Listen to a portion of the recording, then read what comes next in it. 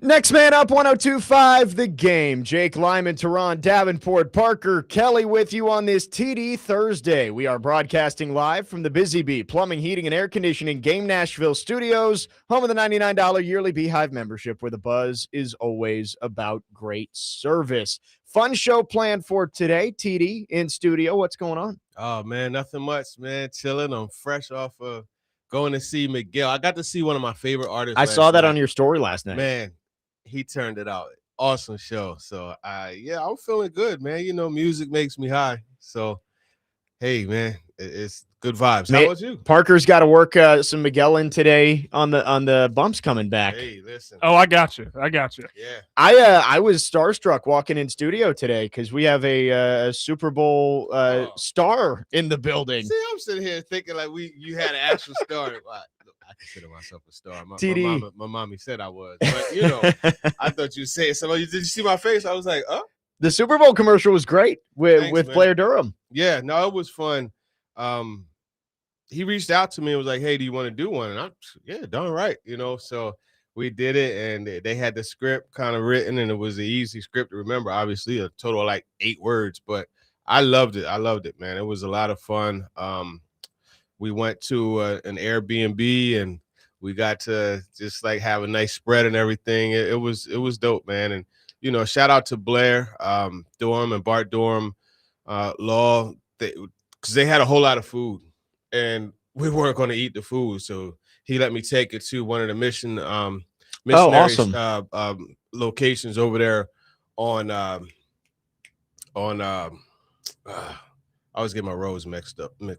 It's over by Slim and Huskies. Okay, gotcha. In North Nashville. Okay, gotcha. No, it was awesome. I did chuckle a little bit at the condiment catastrophe. Well, yeah, condiment catastrophe, and when Blair referred to as ESPN's Turron Davenport. Yeah, I was hey, just go with the flow. You just got to slip that in there. Yeah, not just Turron Davenport, ESPN's Turron Davenport. Yeah. No, that was cool to see. Overall, what were your takes on the Super Bowl? It wasn't exactly an entertaining game, but got really good defense throughout most of it, and the Seahawks, that team, clearly the best team in the NFL and a deserving Super Bowl champion. Yeah, it gave me flashbacks of that Rams and Patriots Super Bowl. The first one that Sean McVay got his crew to with Jared Goff and them. Yeah. But I think here's the thing, just to kind of bring it to a Titans perspective, that defense, I'm not saying the Titans defense is going to be that good, but that defense, it showed you what I imagine Robert Saleh envisions. Right. Exactly. Getting home with 4, rushing occasionally, blitzing rather occasionally, but just playing with a different degree of energy. And that's what they did. And it was magnificent play on all 3 levels. Ernest Jones, man, Leonard Williams up front. You look at in the secondary, you know, Kobe Bryant, the way he played. Yeah. Julian Love. I mean, these guys were balling, man. Right. We talked about it last week or early this week. That's a defense where the whole is greater than the sum of its parts, right? Like, you don't look at Leonard Williams is a big name, and he's been a really good player in this league for a long time, but there's no household names on that defense. Right. There's nobody that you look at and say, like with the Broncos, you look and say, man, they got Pat Surtain on the outside. Nick like, Bonito. The Seahawks, it's like you've got just a bunch of really, really good players playing within a system that suits all of their strengths. And the Patriots could not get anything done through 3 quarters. It was really impressive. And you're right. They got home with 4, but it felt like they picked the perfect time to blitz. And Devin Witherspoon was the guy coming off the edge. I kind of wish he would have won Super Bowl MVP.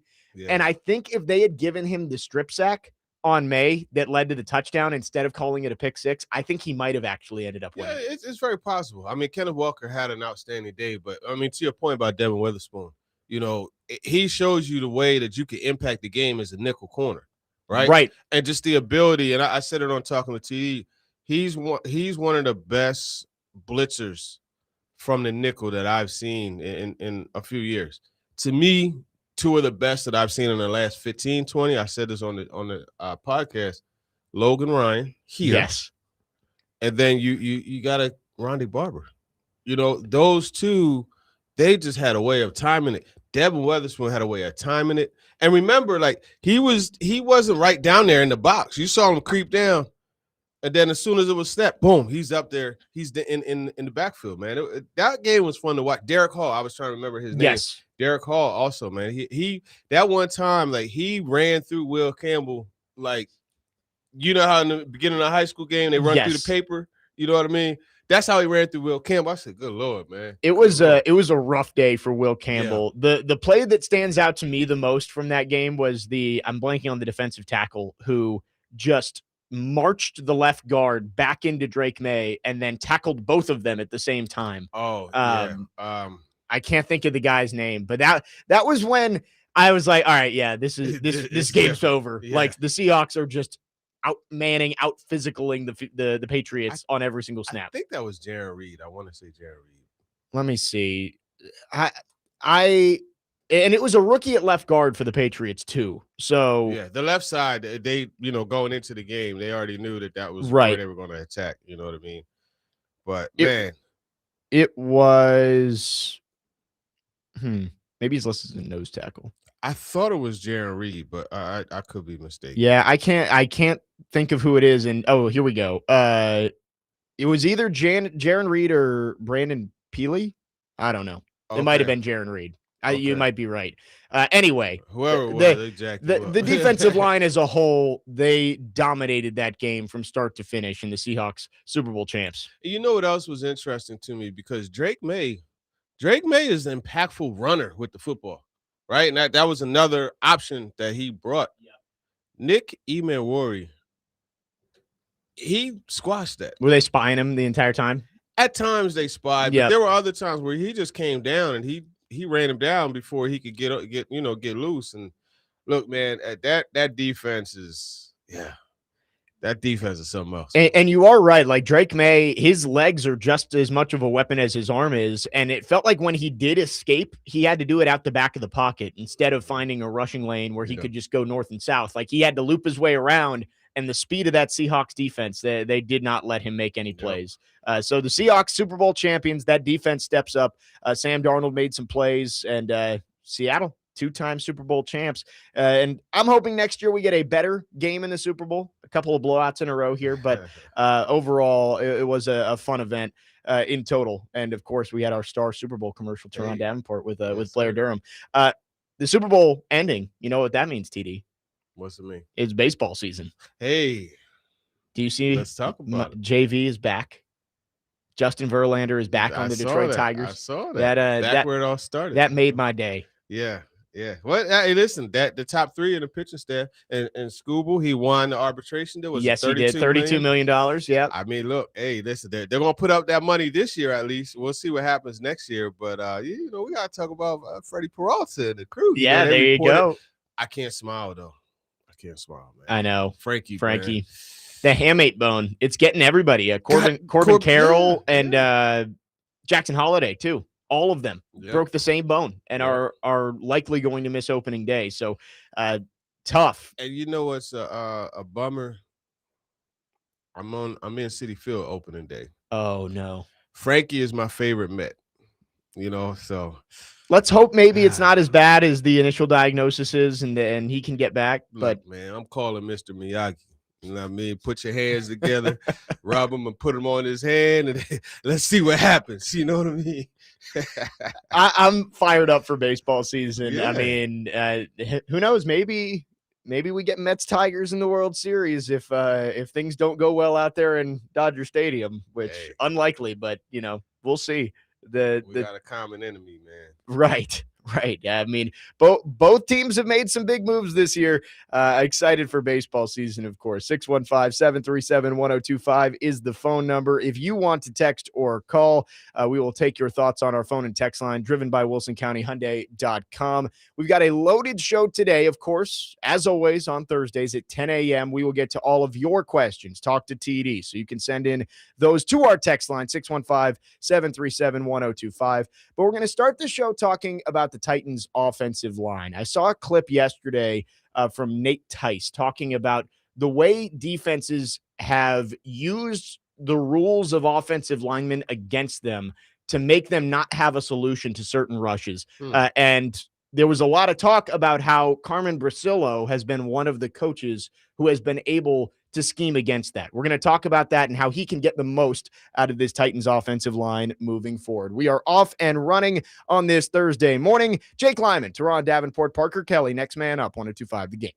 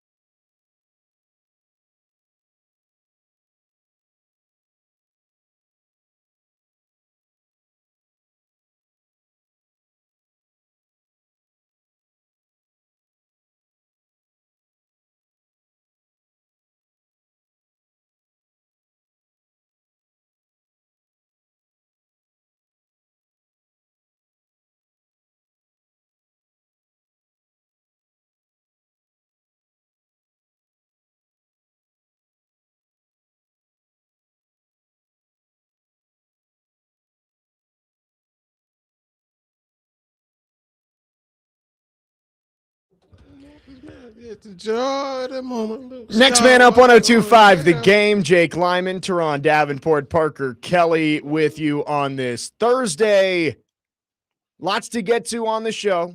And we're going to start looking at the Titans' offensive line.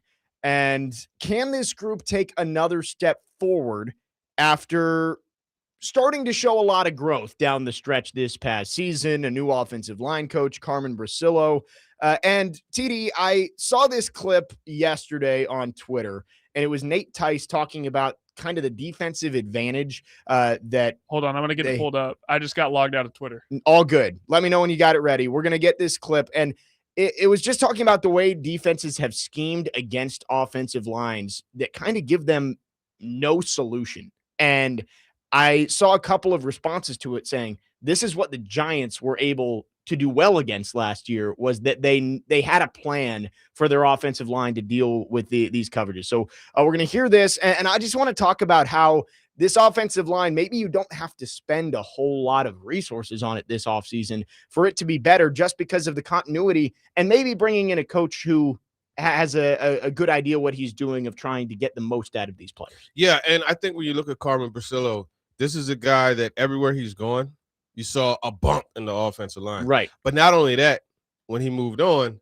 you saw the regression. So it's not a coincidence. You know what I mean? And I know Titans fans are like, hey man, don't tell me about, because Bill Callahan was highly touted. He's still a good coach. I don't give a DAMN.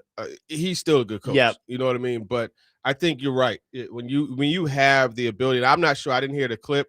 I don't know if he's talking about like with stunts and things like that. He can explain it better than I can. Okay.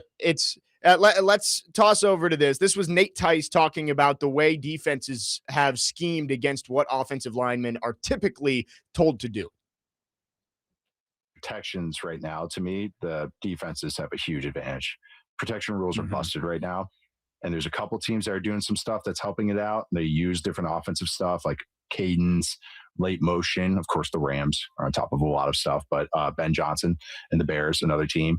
But I do think that more defenses have the advantage on passing downs just because they're breaking protection rules. Like the protection beaters, like we saw tonight. Again, watch those first 2 third downs. The running back can't be right on those plays. He, no matter what, is wrong, and there's going to be an automatic free runner unless the offensive line slides into it. And that takes advanced play and advanced coaching. And there's only a few guys that can do that. Every offensive line coach that can do that gets paid a lot of money and gets picked up right away. It's very, very hard. And that's where the next frontier is to me, is that has to be a step. We want to talk about zone runs and all this stuff and 13 personnel and play action shot plays. It's like protections. Protections is where the next frontier is and where the advantages come.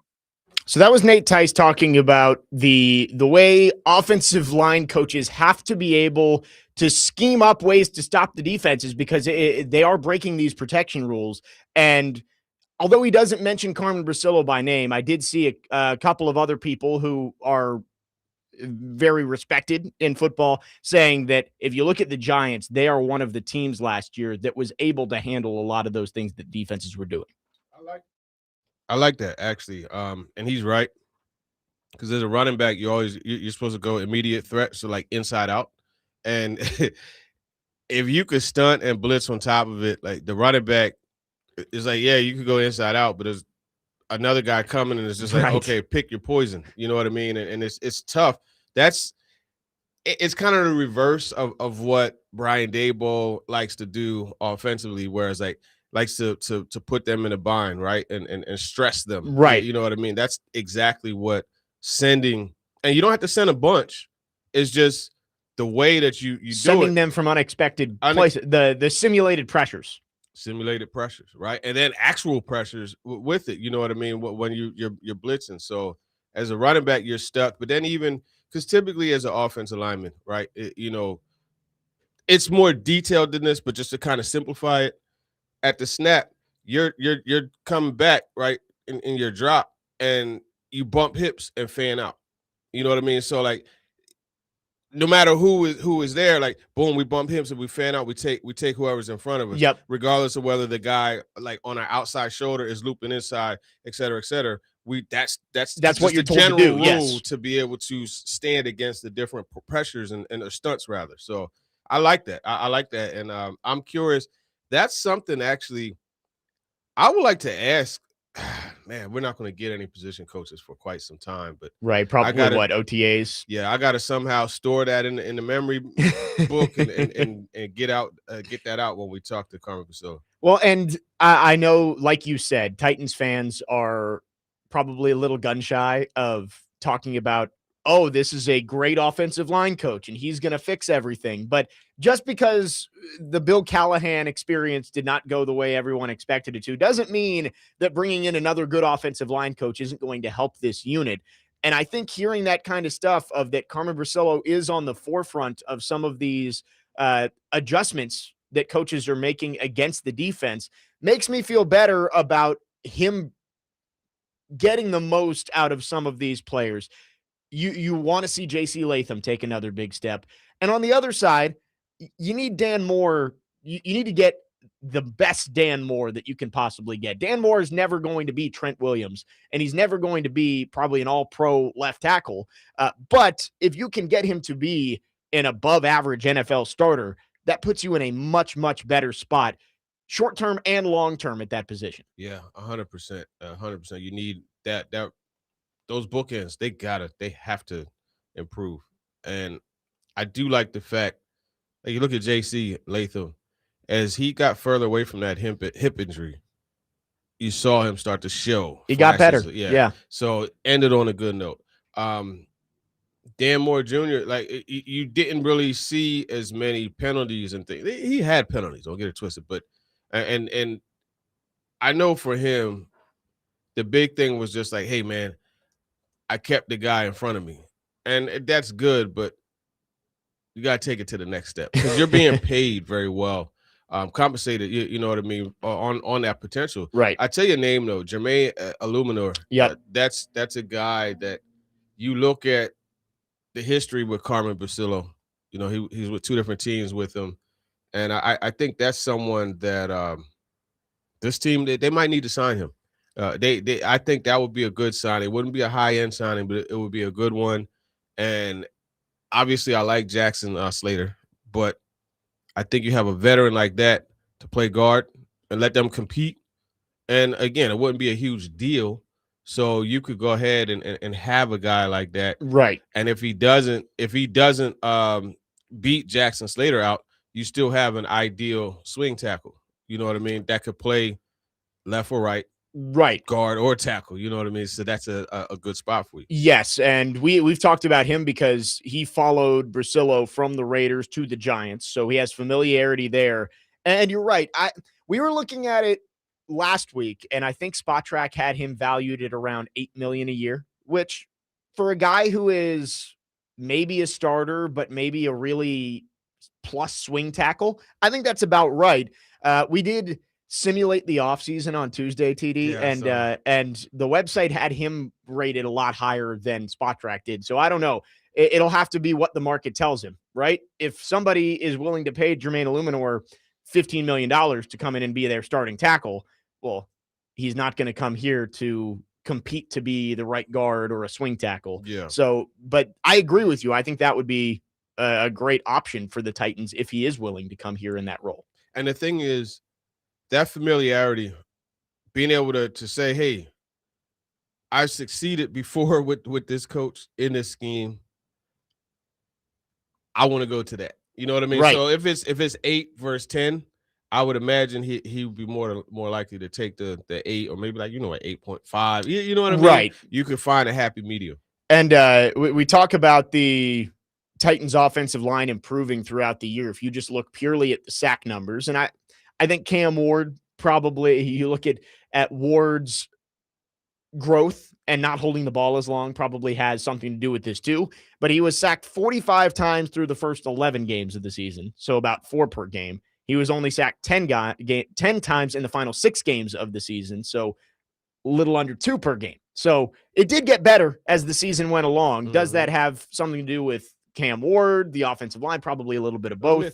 Yeah. And I think one big thing for the Titans is the continuity. And we'll get into that coming up next. Of this team has been shuffling offensive linemen in and out for the last 5 years. Yeah. This year, you have an opportunity to keep a lot of those guys around and they know who they're playing next to. And we can talk about the impact that can make for the Titans coming up next. 615-737-1025 is the phone number if you want to text or call. Our phone line's driven by WilsonCountyHyundai.com. And again, your chance to talk to TD is coming up at 10, so get your questions in again at 615-737-1025. Joey from Bellevue says that Joe Rexrode refers to Dan Moore as Mandor. I have heard that. Early on in the season, the man door was open, but he closed it up a little bit towards the end of the year.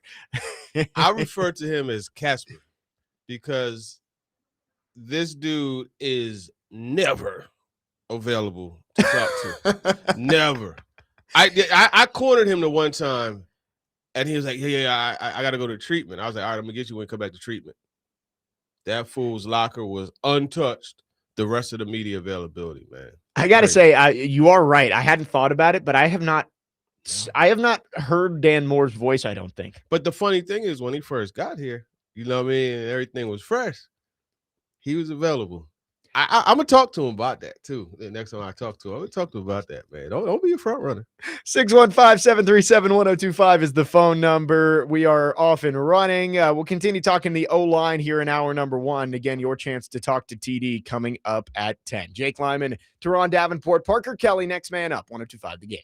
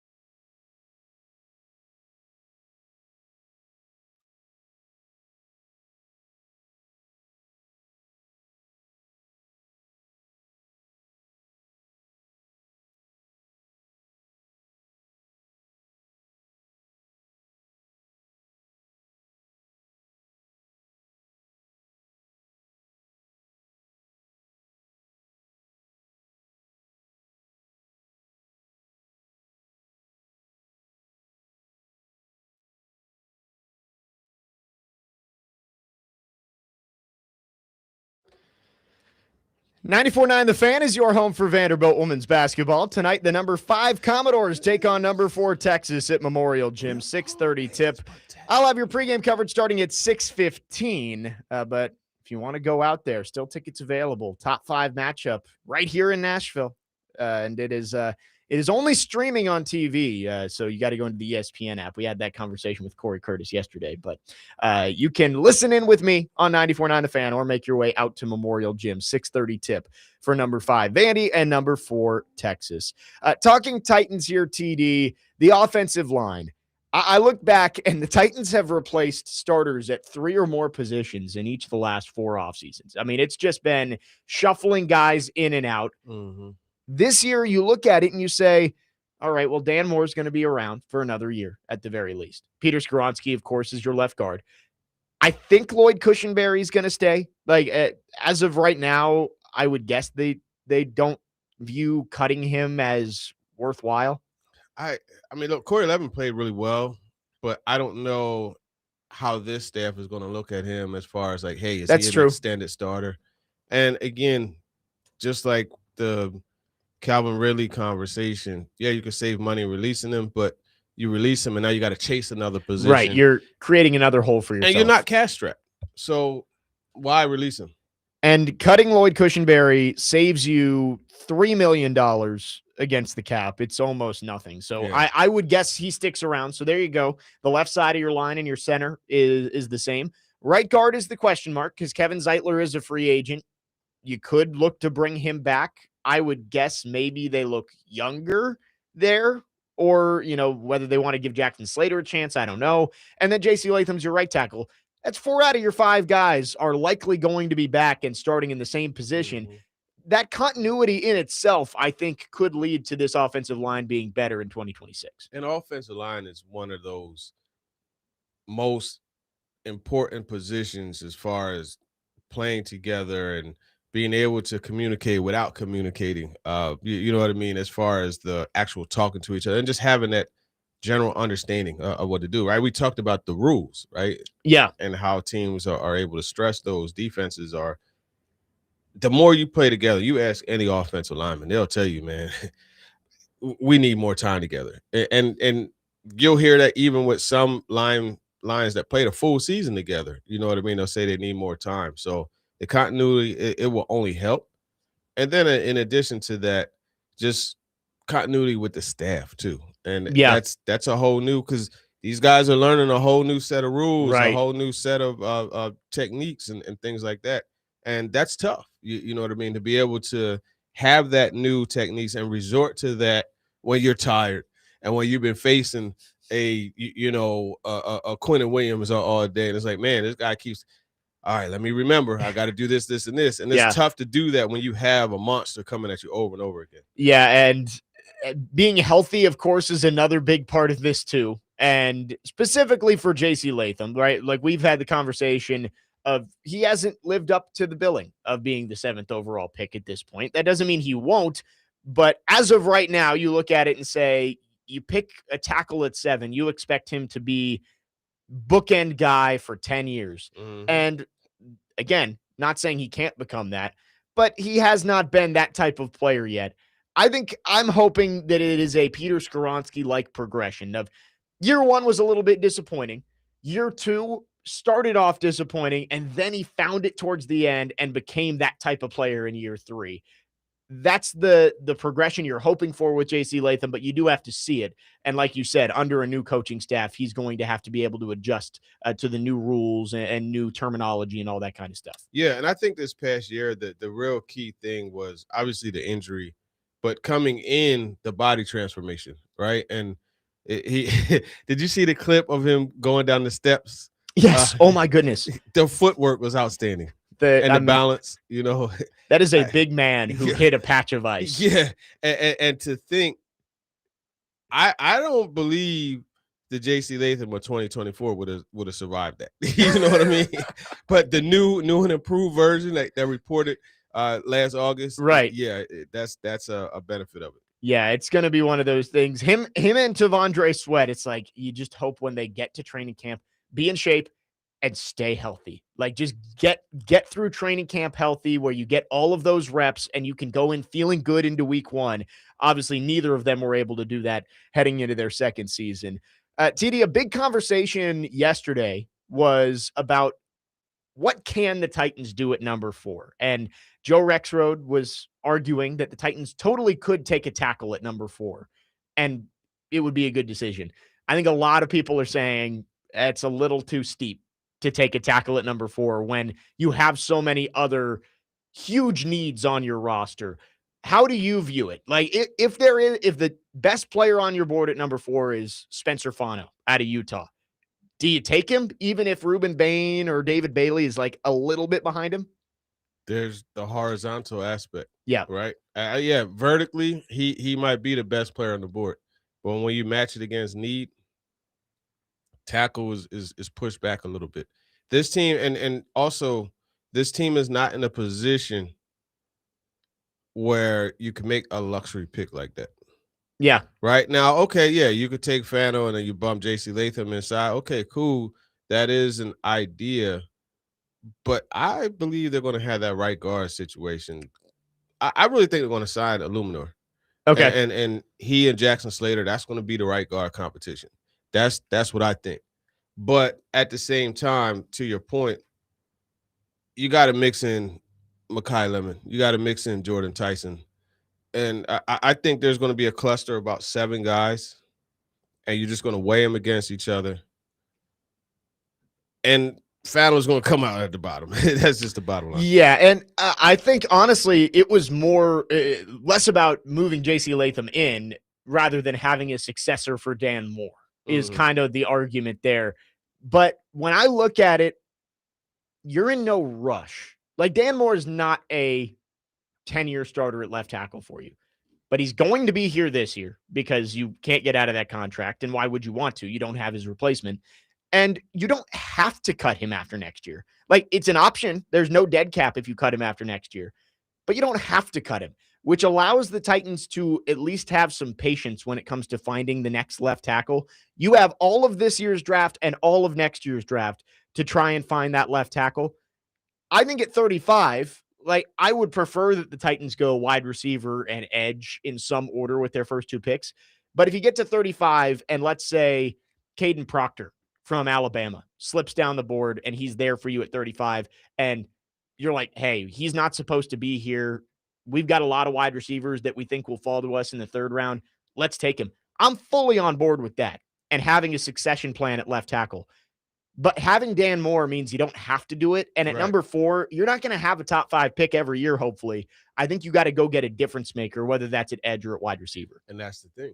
You gotta that horizontal way of looking at it, the value, the need versus ranking. And I think that's where those guys go up a little bit more. And I think that's going to be throughout the first 2 days of the draft, honestly, because if you could create an extra pick like they did with Kevin Winston, getting that extra 3rd round pick to get him, do it. But I think if you're just going to just regular go at, like, to me, I wouldn't be opposed to them trading back into the 1st or trading back into the 2nd and getting another, like, manufacturing a pick to then you could go ahead and make a selection, like a Proctor or like any of the O linemen that might be there. But you got to get you need one of the top receivers. You need one of the top corners. You need one of the top edge guys. And you only have so many resources. Yeah, exactly. The good news is, and I saw this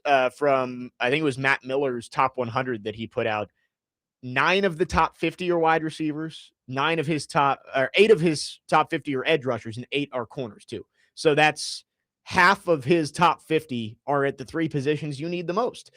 So I think that at least helps out the Titans in that aspect, that it should be pretty deep for them to find guys at those positions.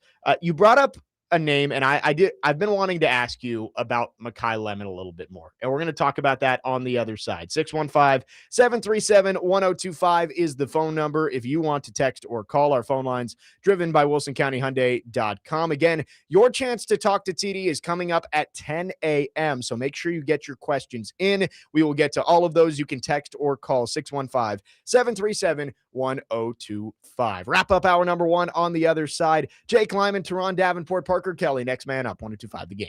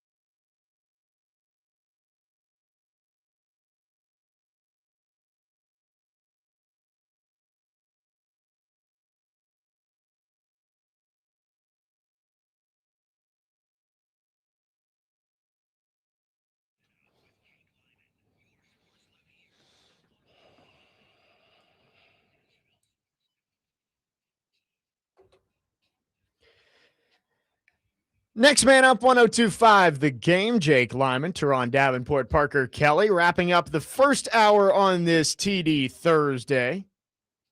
Again, your chance to talk to TD is coming up at the top of the hour. 615-737-1025 is the phone number. Text or call with any questions you have for Turron. Again, doesn't have to be Titans related. Most of them will be, but anything you want to ask TD, we'll get to it coming up from 10 to 10:30. Does that mean it happens every single week for one of us? It's usually me. That was me this time. We were watching the Cam Ward mic'd up that the Titans put out there. I forgot to remute it. I wanted to ask you about Makai Lemon because I think for most of the lead up to the end of the year, when you were talking about if the Titans draft a wide receiver, a lot of it would be focused around Carnell Tate and Jordan Tyson. If the Titans at 4 don't trade back, walk up to the podium and say, at the 4th pick in the 2026 NFL draft, the Tennessee Titans select Makai Lemon, wide receiver, USC. Is that a reach? Not necessarily. Okay. I just had a story post about this because you look, although Charlie Weiss, Josh McDaniels, Brian Dable, they've shown the ability to morph the offense into different personnel groups, like to work to the strength. One thing that's been consistent in the scheme that Brian Dable has learned and executed, slot receiver. Yeah. And you can't tell me there's a better slot receiver in this draft than Makai Lemon. You know, and Makai Lemon is a guy I've spoken highly of throughout the whole draft, not draft season, but throughout the whole season. Yep. You know what I mean? Because I remember talking to my guy, Stuart Cravens, who he was an awesome defensive player right at USC, played for the then Redskins and Broncos. But he does a lot of with ESPN LA. He does a lot of stuff covering USC. And I asked him about him. He was like, yeah, I think he's just a slot receiver. And I'm like, I think he can play outside too. But he was just going into the year like a guy that was highly touted. Right. And then you look at what he did. If I'm not mistaken, he won the Blitikoff Award, correct? I think he did win it. He did. Yeah. Yep. Just the production, man. And he's not the biggest guy, but he's shifty. He will go up and get the ball. He gives you some return option if you need that. You know what I mean? You obviously got Chim DK there that's locked it down, but I don't think it would be a reach because I think and it also depends on who's there, obviously. You know what I mean? If Ruben Bain is there, like if Bain and Reese are there, it's hard to imagine anybody else being a pick. Okay. You know what I mean? Yeah.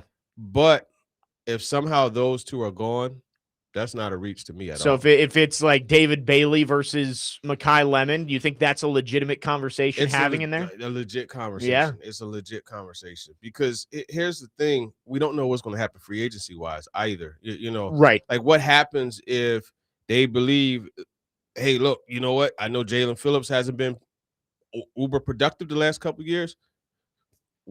That's our big move. Yeah, you know what I mean? So it just depends. But me personally, if I were a Titans fan, I would prefer Bain or Reese over Lemon. Now, when you go Bailey Lemon out, now you're talking. Gotcha. You're talking. You could, have two different people pounding the table. Yeah, and with Tate and Tyson, I like both of them. And I think they're both going to be fine wide receivers at the NFL level, but it does feel like it would be a stretch to take those guys at 4, right? Like Tate, good player.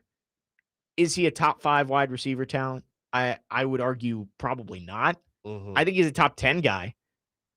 Same with Jordan Tyson. The injuries scare you with Jordan Tyson. That's the main thing. But Makai Lemon, I think the only thing that scares you with Lemon is that maybe he's a slot only guy. And it's like, is that worth the 4th overall pick? But in terms of production and skills, like Makai Lemon, I think has proven to be one of the elite prospects in this class. Yeah, absolutely. And let's see how he runs too, because that always impacts it as well. It's so early in the process. But I mean, to me, so he's my second favorite receiver in this draft. Okay. I love Jeremy Bernard. I was about to say, I mean, clearly not a guy you go top 5.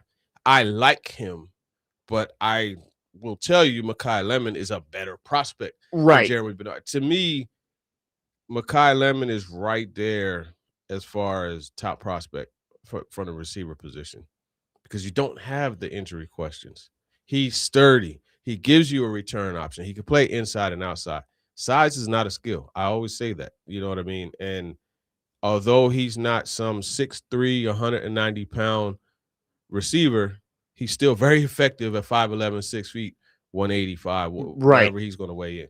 And the combine comes up in 2 weeks? 2 weeks from today, tomorrow is the first workouts there. So it's going to be very interesting to see what these top guys do there, right? Like, I would think for a lot of them, they probably aren't going to do much. Mm-hmm. When you're considered a top 5, top 10 pick, you usually don't feel very necessary. Hey, I don't need to run the 40 that much, but I think the wide receivers typically do.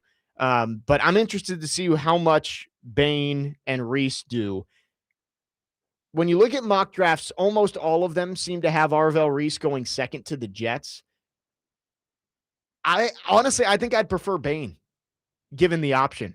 Just like I look back at the 2022 draft where the Jaguars decided to take Trayvon Walker over Aiden Hutchinson. Mm-hmm. And you got too caught up in the traitsy, like, oh, this guy's an athlete. He may not have gotten a ton of sacks in college, but we get him in our building and he's going to have a ton of sacks. Instead of drafting the guy that just had a ton of sacks in college, like Ruben Bain. Yeah, and that's the thing, the traits, and then in addition to that, the projection. Hey, man, I know. Like you look last year, what's my man from A&M? Shamar Stewart. Yeah. Right. He had one and a half sacks the last year. Let me tell you something. I understand like being in his presence, you're like, oh, because like we go to the Exos training facility at the Omni, and we get to see the guys the day before they go run. Right. At the combine. Yeah. I was watching this dude, Shamar Stewart, and I remember I had my homie Greg with me, one of my running back in college. He works for McCray Sports now. And I looked at him and he looked at me and we were like, ooh, he's going to burn tomorrow. You know what I mean? And that's what happens though. Like you get in the presence and you get so caught up. And then what you do, right? You go back and you watch the film and you're looking more for stuff that you like than stuff that you don't like. You're trying to justify it like he's such a good athlete. Can he just do something on tape? Exactly. And that's the whole thing that you got to be careful of, because I remember I always use this example, Chris Conley at Georgia. Yeah. I remember he ran at he was like 6'3", something like that. He ran like that low 4.4. It might have been 4.3. And I'm like, oh, okay. And you go back and you rewatch and you're like, I don't see it. Yeah, he doesn't play like that. So you got to be careful. Yeah. And who was the other Texas Tech pass rusher the Raiders took a couple years ago? Same kind of thing where it was like the production wasn't there, but the traits were, and they took him 7th. Tyree Wilson. Tyree Wilson. Yeah. And it didn't work out. So that's why I lean Bain in that situation of just like, hey, he was a game wrecker in every college football playoff game. Yeah. And Arvell Reese kind of disappeared in that game against Miami. That's what changed my tune about Bain. Right. Because I remember that Louisville game, man, and I'm just like, this dude is supposed to be, I don't feel him one bit. Yeah. I feel Mesidor more than him. Right. But then the playoffs happened, because there were a few games where I didn't really feel him, but the playoffs happened, and it's like, whoa, wait a minute. Yeah. This is the type of impact that you want from an edge guy. You know what I mean? And him stepping up in that big time environment, that was major. I was talking with Corey, Curtis, and Ian yesterday before the show, and we didn't bring this up on the air. We asked, like, what's the comp with Bain between him and Khalil Mack? Like, I feel like body type, stocky, strong. I don't know the arm length for Khalil Mack. Like, I assume his arms were longer. He went 5th overall. Coming out of Buffalo, but I don't know. It is the same kind of vibe, right? Like it's this edge, the defensive end who's this stocky, just strong guy. Mm-hmm. I kind of like that comparison. I don't know if it matches up in terms of the length with Mack and Bain. Yeah, Mac 6'3", 251, 33 and a quarter arms. 33. Yeah, so that's the difference right there. To me, the comparison. So I've seen a few. The Melvin Ingram one, Emory Hunt for Football Game Plan and CBS Sports, he made that comparison. But the one that I see is Brandon Graham. Yeah. That's the one I see. Just like a bull in a china shop type, just wreck stuff that could be a stand-up guy or could be a hand in the dirt. I remember him that in 2016. Yeah, 2016 when Jim Schwartz got there. And Jim Schwartz unlocked him. And he was just like, hey, man, just go, just rush the passer. Yep. Play the run. You know what I mean? Don't worry about coverage. And that's the thing. You can't get too caught up in having these guys drop back into coverage. Right. But anyway, Brandon Graham, 32 and a quarter arms. A little bit closer. A little bit closer. He's 6'1", 268. Bain, I think it's going to be like 6'3", 280, something along those lines. Yeah, it's 6'3", 270 is what I saw. So, hey, look, so measurable wise, it's right there. Right. And when he measures in at the combine, it'll be interesting to see what the arm length number is. Because everybody, that might be the biggest number that comes out of the early days of the combine. Interesting stuff there, because I really do like Ruben Bain as a player. But again, it's like, can you justify taking him at number 4 when there is a history of guys who have shorter arms not panning out when you take them in the top 10. So going to be a big question moving forward for the Titans. 615-737-1025 is the phone number. It is now your chance to talk to TD. 615-737-1025. Text and call your questions in. What you got, TD? Terrell Suggs. That's another comp. Yeah. I heard 6'3", 265, but 32-inch arms. Okay. So yeah, very similar. Yeah, I'd take Terrell Suggs. He had a terrible combine too. And how about Jeffrey Simmons advocating openly for Ruben Bain to come in? Did. I mean, that's got to mean something, right? 615-737-1025. Again, your chance to talk to TD on the other side. Send in your questions. We will get to all of them over the next 30 minutes. You can text or call our phone lines, driven by WilsonCountyHyundai.com. Jake Lyman, Turron Davenport, Parker Kelly, next man up, 1025 The Game.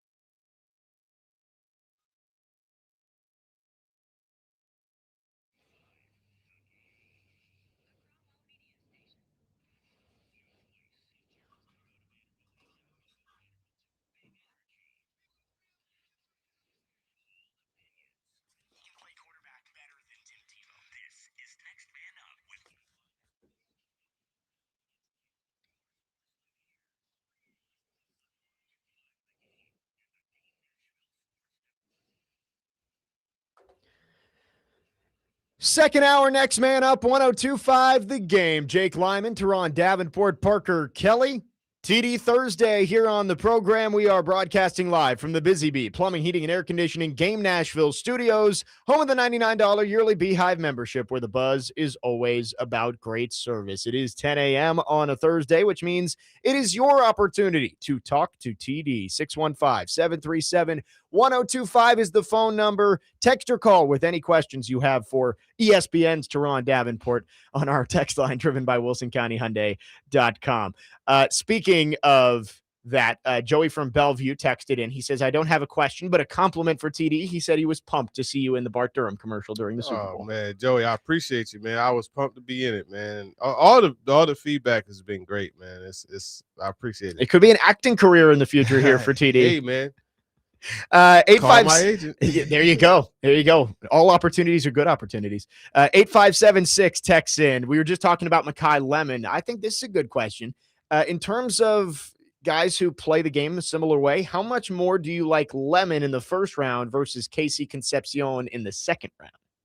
I think Lemon is a more consistent player. That's the main thing. Concepcion is very intriguing. I believe he's probably going to test a little faster. But Lemon, to me, is more consistent. He's bigger. He's more sturdy. And it's interesting. I went to look at his profile on NFL.com, and there was an AFC scout or AFC personnel person. I have to go back and look and see exactly what position. But the more important part of it is they said that he could be a top 10 slot the minute he reports to camp. Wow. That's saying a lot. It's impressive. And the Titans, the good news is, and we've been talking about a ton of names at wide receiver, there are going to be good players on the board at 35 at wide receiver. If you do go edge at 4, whether that's Reese, Bain, Bailey, 35, you're going to get multiple of Concepcion, Chris Brazzell, Chris Bell, Jeremy Bernard. There's another big one that I'm missing.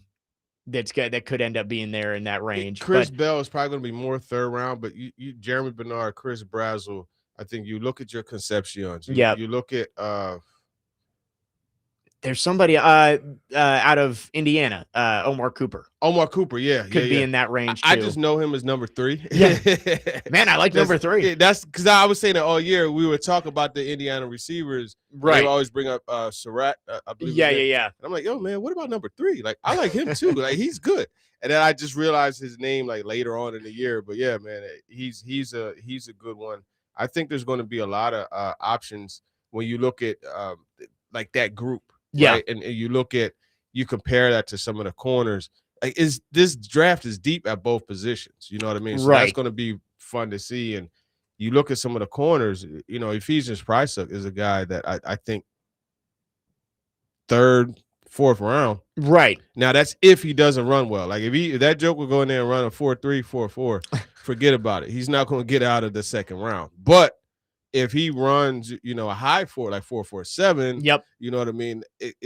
It's not going to be considered special quotation marks. Right, and he'll end up be there like 3rd or 4th. Right. And looking at some of these rankings of top 10 receivers, I think you do have that class of the top 3 that are all going to be first round picks, Tate, Tyson, Lemon. But the group behind them isn't that far removed from that, I don't think. Like, we haven't mentioned like Denzel Boston out of Washington. He'll be a pretty high pick. Zachariah Branch out of Georgia. Yeah. Jacoby Lane, another USC guy. So there's lots of good options for the Titans at wide receiver, whether that's at 4 or at 35.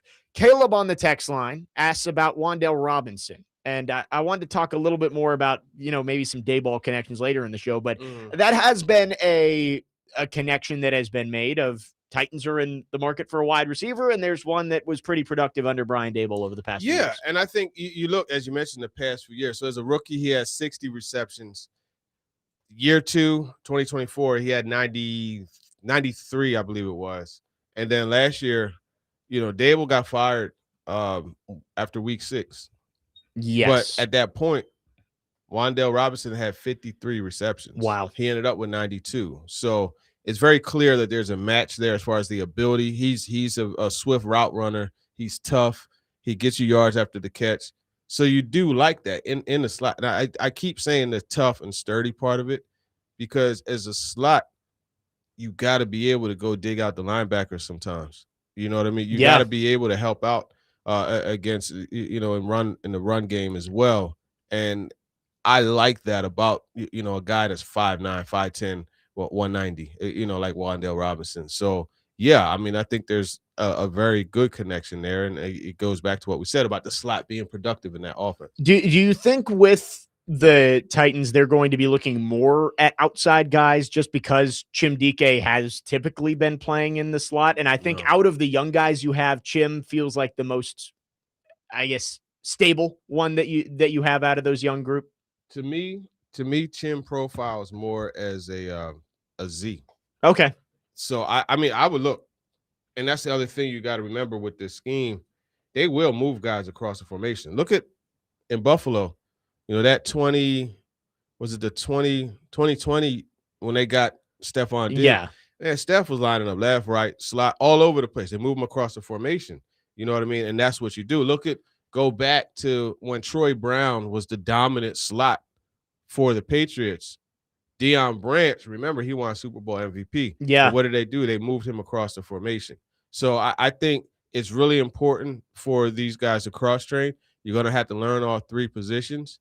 And you do have options in the slot where, like, you could do something different where you go with a bigger guy. You put Manor in the slot, and you could run that slot fade. You know what I mean? You could run the smash concept, the hitch corner concept. Yeah. So there's different things and different looks. So you want to be able to have each guy play different. But for the most part, in that slot, in this scheme, you want that shifty route runner that's able to create quick separation.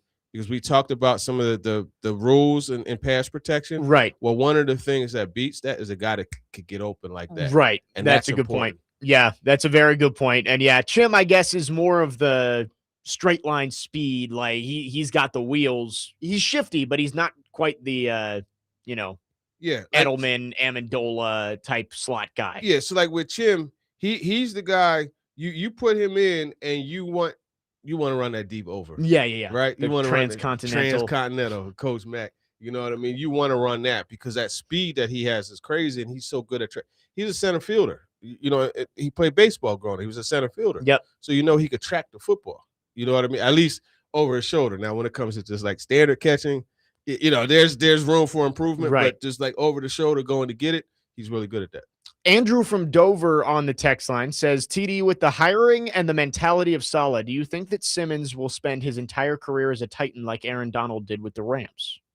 Yeah, that's hard to say, man, because you know what happens. Like, it's like in that movie Monstars. Your powers get zapped later in your career, and you become expendable. And it's very rare for someone to spend their full season with the team. And I think you also need to look and say, are the Titans going to make him want to stay here, right? Like, he's signed up for this rebuild, and he has been a good soldier through all of it, but there's going to come a point if the Titans don't start winning that he's going to want out. So that has to be part of it too. But you are right. Like, no matter how good you are with a team and how much you want to stay, I'll point back. Jurrell Casey wasn't the player that Jeff Simmons is, but he was one of the best players on a really bad Titans team for a long time. They finally got good, and they traded him for a 7th-round pick. Yeah. So it's like it can happen to anybody when you do eventually take that first step back in your career. Yeah. So it's hard to predict. 615-737-1025 is the phone number.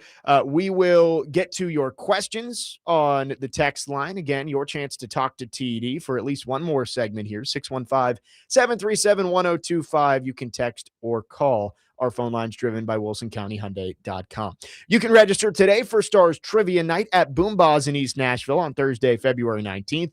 It will be a night full of fun, food, and prizes, all while supporting Stars Nashville, a nonprofit providing free mental health support for students in over 200 schools across Middle Tennessee. For more details and how to register, you can visit thegamenashville.com/events. Jake Lyman, Turron, Davenport, Parker Kelly, next man up, 102.5 The Game.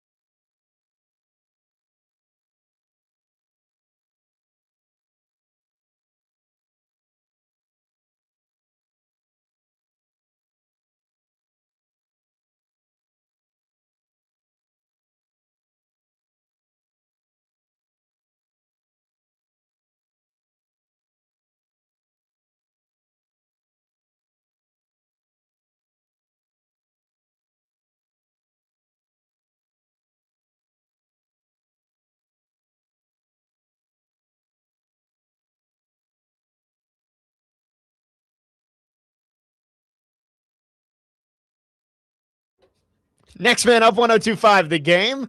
Jake Lyman, Turron, Davenport, Parker Kelly with you on this Thursday. 102.5 The Game's Big Joe Dubin will be at the Gaylord Opryland Convention Center tomorrow from 3 to 5 p.m. for the National Wild Turkey Federation Sports Show. You can get your tickets now and check out the latest gear from the hottest outdoor brands, as more than 500 exhibitors will be on site. For more information, you can visit nwtf.org. We are rolling along here on Talk to TD, 615-737-1025. Get your questions in. We got at least one more segment of this.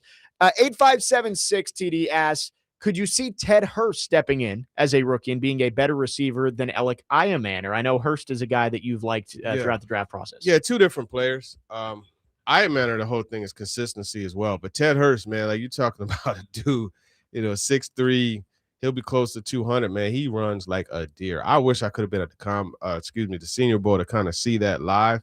But yeah, he is a player that could step in and be an impactful guy. I would project him more as an X, so he would be rotational with Iamaner. So I don't know about better than Iamaner. It's hard to tell because they're two different players.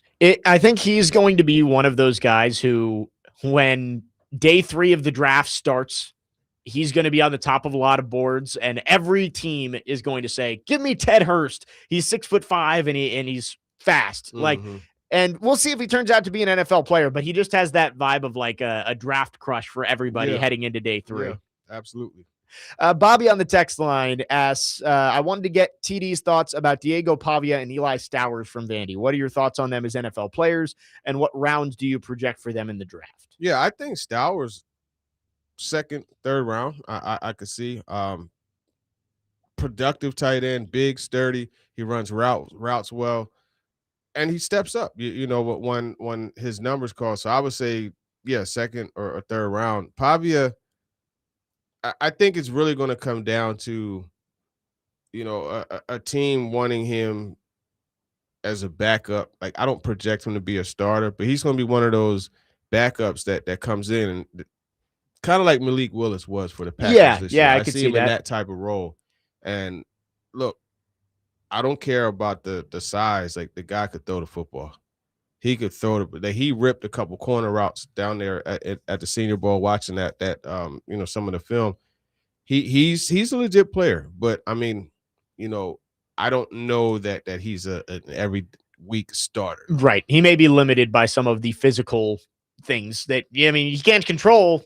He's only 5'9.5", 5'10". It's tough to succeed in the NFL at that size. Yep. It is funny though. I saw he got an invite to the combine. Trinidad Chambliss did not. Yeah. I wonder if that has something to do with the lawsuit of maybe he wasn't going to come because he's trying to prove that he deserves to be back in college sports. Yeah, I don't know. It's a very weird situation. Very weird.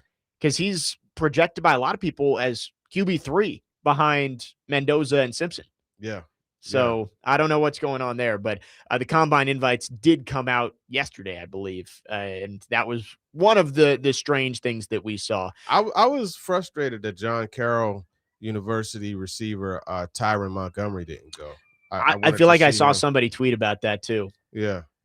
Very interesting. Combine coming up from Indianapolis in 2 weeks. Speaking of tight ends here, I just wanted to get your thoughts, TD, on how the Titans attack that position, because I think you have a lot of high hopes for Gunnar Helm heading into year 2.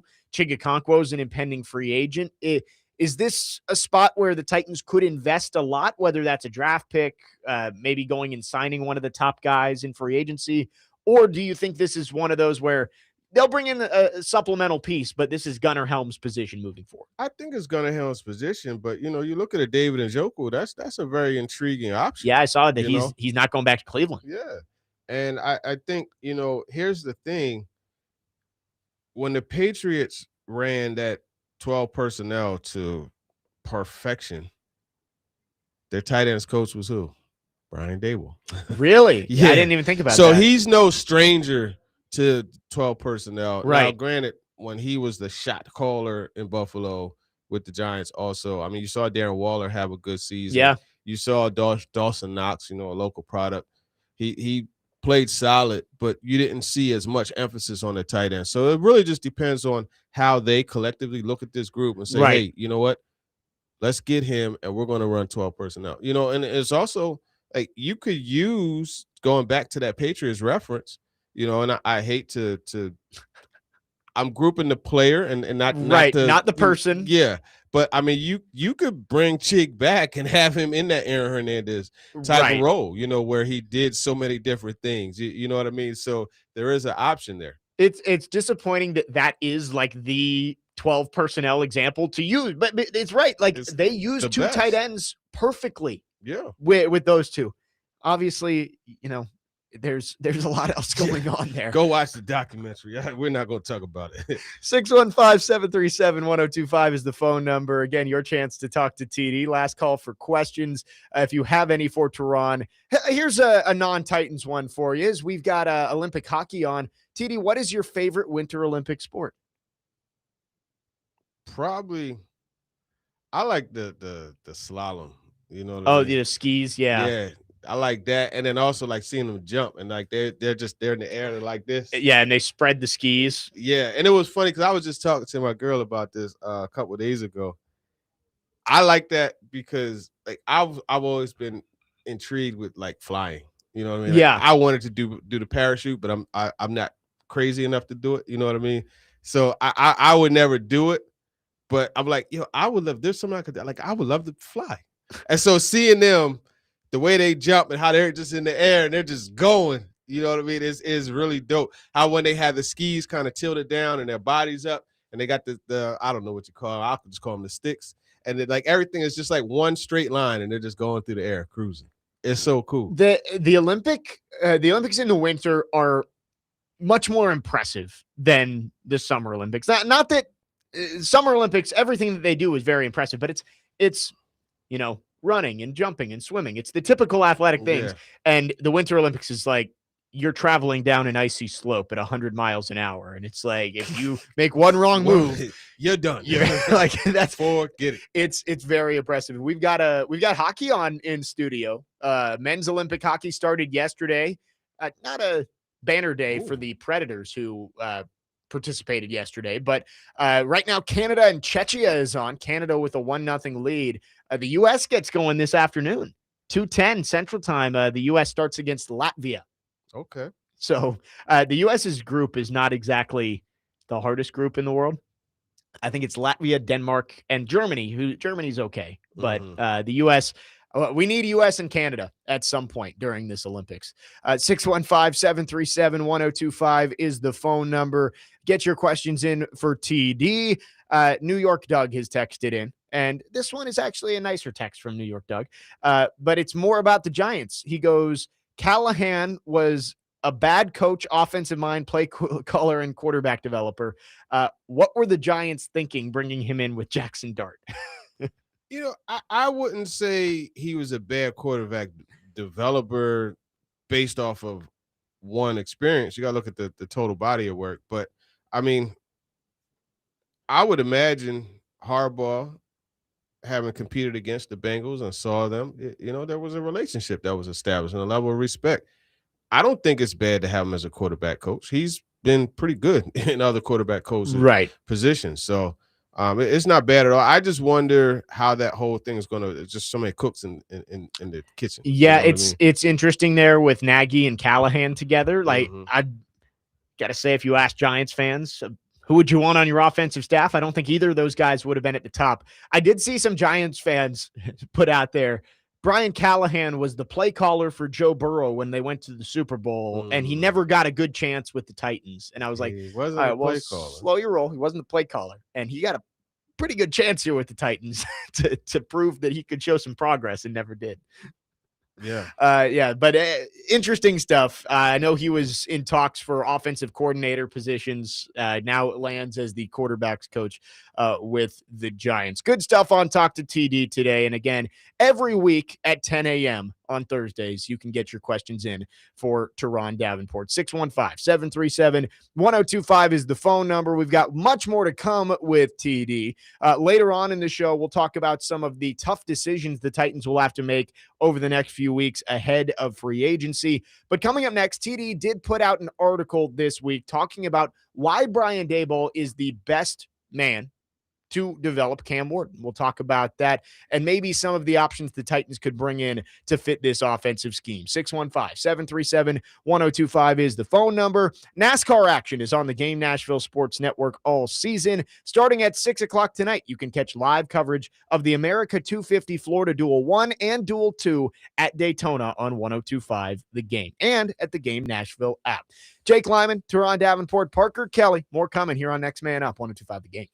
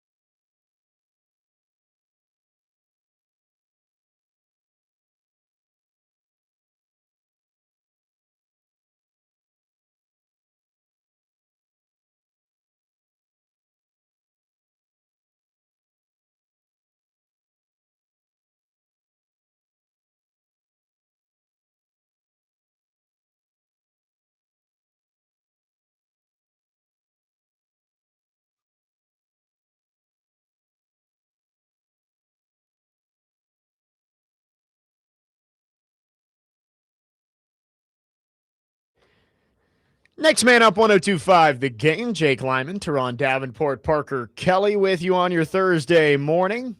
Appreciate everybody who participated for Talk to TD. Good questions. And again, we do that every Thursday at 10 a.m. Your questions for TD. But wanted to get to one of TD's articles that came out earlier this week talking about why Robert Saleh believes that Brian Daboll is going to be a good fit with Cam Ward. And you talk about the Erhardt Perkins system in here and the way Brian Daboll has been able to maximize the personnel that he has. And I really do think this is a great fit, not just because of the experience for Brian Daboll, but as Robert Saleh said in his opening press conference, that the system that he runs is going to be advantageous because it's different from a lot of the way the rest of the NFL runs their offenses. Yeah, you have to go in and it's a different week of prep, right? And there's different rules and things that apply to this one. And that's one of the things that Robert Saleh, when I asked him about that, talking about the run pass, it's stressed. It puts them in a bind. And I think you look at this scheme, the thing that I like the most about it is it's very adaptable. Whereas you saw at one point where they threw to a lot of the backs, right? You look at James White, what he did with the Patriots. Yeah. I think he had his name slips my mind. He had 11 catches out of the backfield. It wasn't James White, it was another one. It's going to come back to me, but in the Super Bowl, he had 11, I think 11. I know who you're talking about. Yeah. So I say all that to say, like, there's a lot of different ways that you could approach it, but again, what goes back what I said earlier, the one consistent that you've always seen is a very good slot receiver. That's the one, or let's say like this, high production out of the slot. Yeah. That's what you've seen consistently. And we kind of touched on that in the beginning of the story, talking about Charlie Weiss and how he wanted to, focus on the high percentage passes and the rhythm.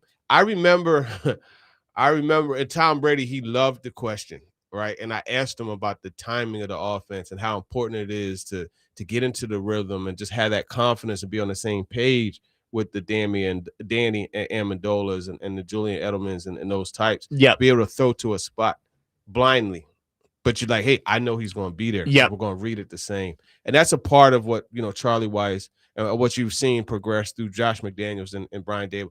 It's all about the timing, the trust. Look at Josh Allen and Cole Beasley, the trust that they had together, right? And when Khalil Shakur first got there, when Beasley went down, that offense said, you know what I mean? And that's no slight on Shakur, who is now a very good slot receiver. They just didn't have the trust built up. They didn't have the trust built up. So that's a big part of it. And I mean, look, they don't really have that guy right now. Restrepo is intriguing. I think, Restrepo's importance or opportunity, it increases, right? Look, I still think Mason Kinsey is another option. Now, is that the end all? Are those the end all be all? No, but those are guys on the roster that fit that mold. I mean, look, man, like I'm old enough to remember Danny Amendola on the first Hard Knocks with the Cowboys, and he was a guy. He was Mason Kinsey. You know what I'm saying? Yeah. And if you look, what was that? 2020, I think it was, where he fried the Titans. In the end of was it Davis Mills? I think those guys together were frying the Titans in the season finale. So it's just the slot position is very important. Yes, and you mentioned Xavier Restrepo, and I'm not ready to catch the strep full on and say like, hey, that's your starting slot receiver for next year. But when you talk about the trust, and Restrepo does fit that mold of your Julian Edelman type of guy who just isn't the best athlete, but he just knows where he's supposed to be. And the connection with the quarterback, I do wonder if he does get a little bit of a better look in training camp this year to earn that job. And maybe we'll learn more about how the Titans feel about Restrepo and Kinsey to an extent too, based on who they go after in free agency. Mm-hmm. Yeah, I think so. I mean, I mentioned those guys because I don't want to say there are no slot options on the roster. There are options. They just may not be. Like they're both undrafted guys. Yeah. So I mean, I don't want people to say, "Oh, well, he's saying it." No, I'm not saying that. I still think they need to address the position, but Restrepo, he fits the mold, man. Like, he's tough. And like you said, the relationship with the quarterback. Like, look at some of the things they did at Miami, man. Look at we just watched the Ken Ward mic'd up. Yeah. That one play where he scrambled to the right and he threw it and Restrepo went up and snapped it. Yep. He snapped it out the air. And I talked to Corey about this yesterday. I don't know if you saw this. Julian Love was mic'd up in the Super Bowl, and he came to the sideline early on and goes, classic young quarterback right there. He's making the same plays that Matthew Stafford does, but Stafford throws it without confirming it first. Mm-hmm. Like, Matthew Stafford knows where his guy's supposed to be, and that's why you see all the no-look passes from Matthew Stafford, because he's going to throw it blindly and know the guy's going to be open. Drake May was taking a little second to see the guy open before throwing it, and that's enough for a defense like the Seahawks to make you pay. That is enough. Yep. And it's just, that split second, that's enough where a guy could get in position and be able to make it happen. Again, we're talking about the article that TD put out there about why Brian Daboll is a good fit for Cam Ward. And there's a part of this in here about Calvin Ridley. And Brian Daboll worked with Calvin Ridley when he was at Alabama. I go back and forth on this because I do think Calvin Ridley is not going to be on the team next year. I think they are going to cut him.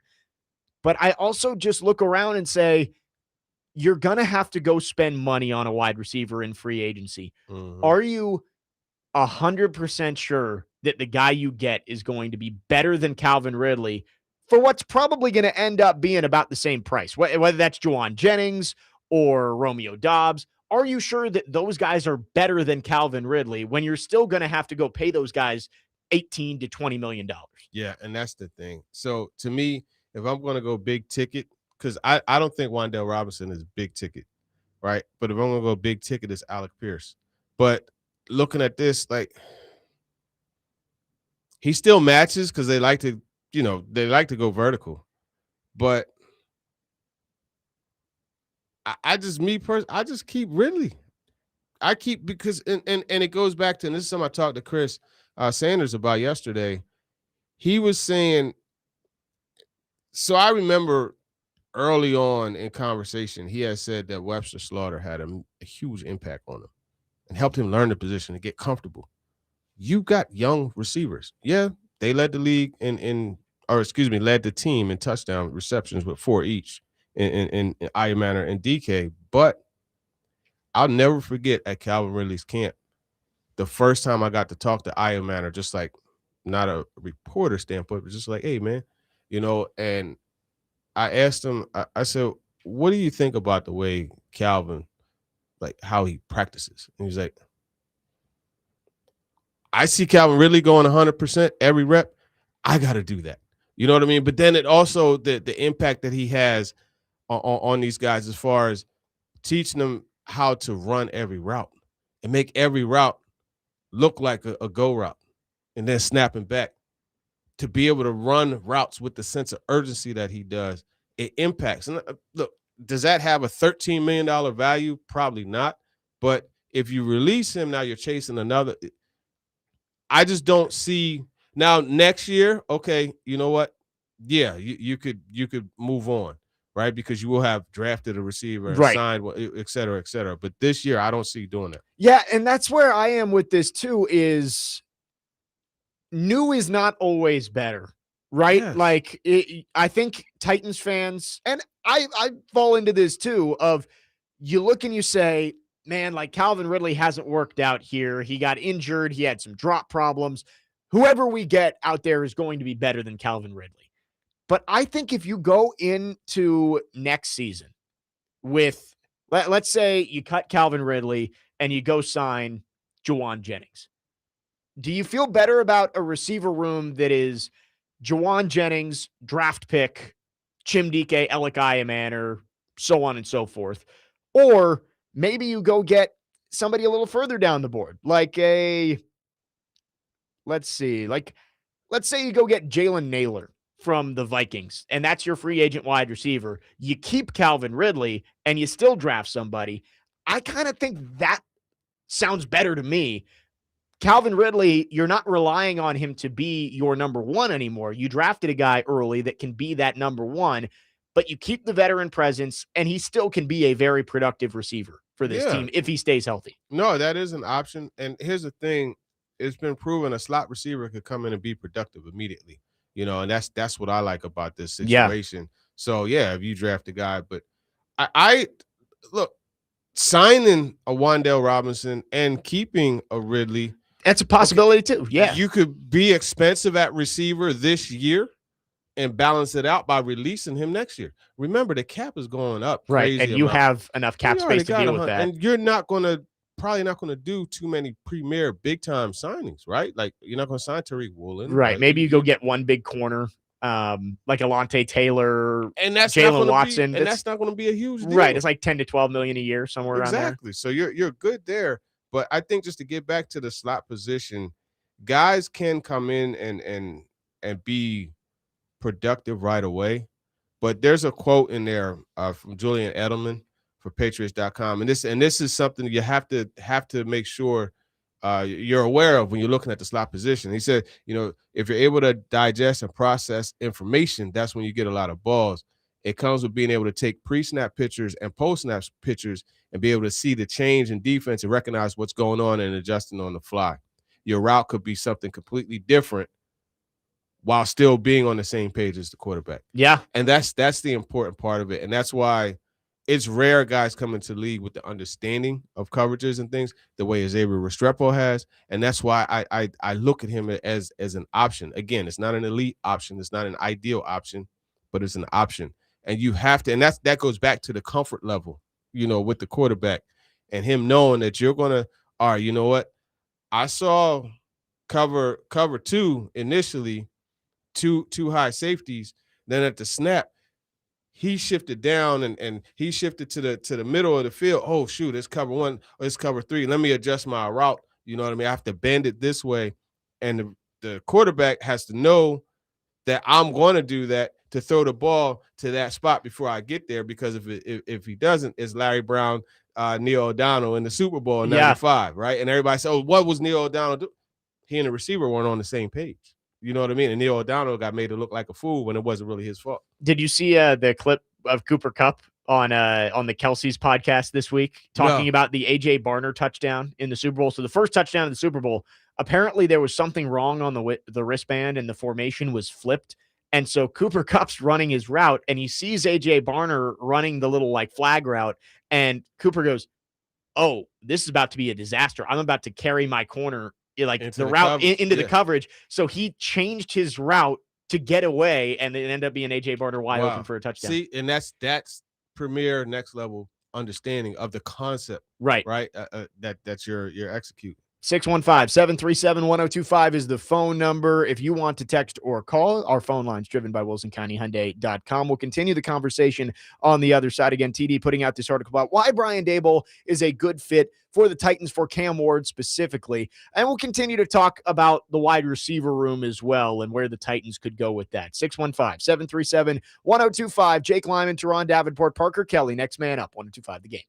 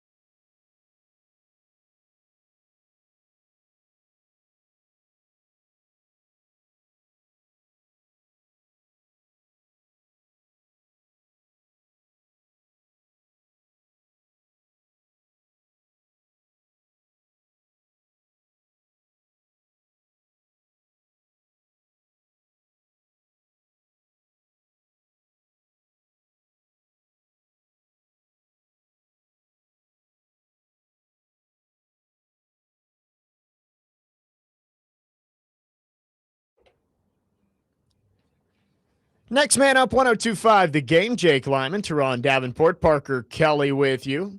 Wrapping up hour number 2. Much more to come with TD, but we're going through the article that TD put out on ESPN.com earlier this week about Robert Saleh and his belief in Brian Daboll being the fit for Cam Ward to develop him and develop this offense.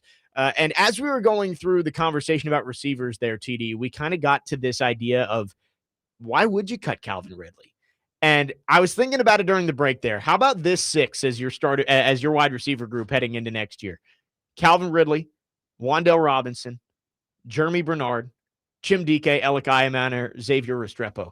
Like, I would feel pretty good about that 6 heading into next year if you're the Titans. Yeah, absolutely. And that's why I said it wouldn't be out of the realm. It wouldn't be unreasonable to have both of those high-priced guys on there because, I mean, outside of the offensive line, where else have you really truly invested right on the offense, right? I mean, obviously, yeah, number 1 pick at the quarterback position, but, outside of the O-line, money-wise, you don't really have a lot put into there. Yeah, and thinking about it, really, Dan Moore's getting 20-something million, 22 million, 21 million. Mm-hmm. You got Ridley's getting 23. Is that basically it? I guess Cushenberry's getting a decent amount, like 10 to 12 million a year. But yeah, outside of that, you're not paying very much for anybody on your offense. You could afford the offset. You know what I mean? Right. You could afford it. And $100 million, and we're going to talk a little bit about some possible cap casualties in the next segment, but like that's going to go up too with some of the moves that you make. I'm with you. I was yesterday, I was like 80% Calvin Ridley gets cut. I think I would probably say it's 50-50. And I think it just will depend on how Brian Daboll and Robert Saleh view him in this offense. And you mentioned it in the article you wrote that Daboll coached him at Alabama. There is a relationship there. Mm-hmm. And I wonder if that ends up being a big factor in him sticking around. Yeah. And I mean, that was the year before, his final year before he got drafted. And his production wasn't as high as it was the previous couple, but he played more in the slot and he got more matchups and it worked out for him. So I don't see anything wrong with that at all. Yeah. In the article, you point out that Ridley had 63 catches, 967 yards, and 5 touchdowns to lead the team that year. So there is a relationship. There is proof of concept there with Calvin Ridley in this Brian Daboll offense. That will be one of the big moves to keep an eye on moving forward for the Titans. 3337 on the text line says, I think we got the best coordinators out of the new coaching search plus Bones. When are we going to hear these guys speak? And are they already in the building or is this their offseason too? I think they're already in the building, right? They're in the building. Because they have to, like, they got the draft stuff. You know what I mean? You got to start looking at the board and all that. They're in the building for sure. Yeah, and I mean, obviously, it's probably like they're not as involved right now because the players aren't there, or at least all the players aren't there. But I think they are working, and I don't know when we'll hear from them for the first time. Is the combine? Like, would we hear from Daboll at the combine? Possibly, but it's not likely. Right. It's usually it's just head coach, general manager, right? Yeah. Right now, like that's all that's scheduled, like at the combine. But right, there may like be side opportunities. Yeah, exactly. So yeah, I'm not. They're still, working a lot of that out. But I mean, like it's interesting because, like, if you remember, Nick Holtz and Denard Wilson were introduced. You know what I mean? Yeah, that didn't happen this go round. I imagine Daboll probably won't until like rookie minicamp. Right. You know so I mean? yeah, like May might be the first time we hear from him. Unless they have an intro, but at this point it feels unlikely, right? Yeah, exactly. But that is strange to intro, Nick Holtz and Denard Wilson and not intro Gus Bradley and Brian Daboll, who it's like I feel like there would be more questions for them because more about them, right? Yeah. Like you can kind of take their past experience and try and see how it would compare to what they're doing now. Yeah, but very interesting. Yeah, but we'll see. But Brian Daboll, I really like the fit, and I said when Saleh got hired that it all depended on the offensive coordinator. I like Saleh as the leader, but he has to find somebody who is going to be his guy on the other side of the ball. And Mike McDaniel was the hot name out there, but as we've gone along, I think Brian Daboll may be a better fit for what the Titans need right now than a Mike McDaniel would be. Whereas I think Mike McDaniel is a really good fit in LA, where he has that established quarterback that he can go in and can scheme things open for him instead of having to develop a young quarterback. Yeah, no, exactly. And I think that's really what sorry, I saw something there. No, I think that's the point, because I think when you look at Daboll, I feel it's a better match personnel wise too, because really McDaniel, with all the shifts and different things, the motions and stuff like that, he was working with a track team. You know what I mean? And most of it was about like guys getting in position to maximize their speed. And I'm not saying he's not going to be successful with the in LA. I'm not saying that, but I think you have to kind of morph the personnel to him a little bit more. You know what I mean? And then it just popped in my mind. I wanted to shift gears really, really quick. Go ahead. With the Turron Jennings, and I know everybody's going to like him. I say this: be wary of players who are very productive in an outstanding scheme and with a very, very large group of playmakers, right? Because where Jawan Jennings is on the totem pole in San Francisco with Christian McCaffrey and George Kittle is different as far as the attention he's going to get here. It's a very good point. With Gunnar Helm and Tony Pollard, Tajay Spears. You know what I mean? Like, it's a different group, and also there's no mistaking, Kyle Shanahan is a better offensive coordinator, play caller than Brian Daboll. You know what I mean? So the ideal situation for him was there in San Francisco. Yeah, I think fans are quick to say, oh, well, yeah, the numbers may not be great for Jawan Jennings. It's not like he's putting up 1,000 yards, but, oh, he's the third option or the fourth option on that offense, so he's not getting the targets. Well, he's also not getting the attention from the defense as well. So it'll be very interesting to see what the Titans do at wide receiver. I think that is, edge, edge and corner are the two positions where you need a large volume of moves because you just don't have much there. But wide receiver, there are so many different avenues the Titans can go down. Do you use a high pick at wide receiver? Do you go big in free agency at wide receiver? Do you keep Calvin Ridley? Do you cut Calvin Ridley? That's going to be a position where the Titans have a lot of big decisions to make. 615-737-1025 is the phone number. We've got one more hour with TD, and we'll get into some of those tough decisions that the Titans have to make. We've got a little under a month until free agency opens up. Who could the Titans let go of? Who are they going to keep around as they head towards 2026? 615-737-1025 is the phone number. We will get to your phones as well. Jake Lyman, Turron, Davenport, Parker Kelly, next man up, 1025 The Game.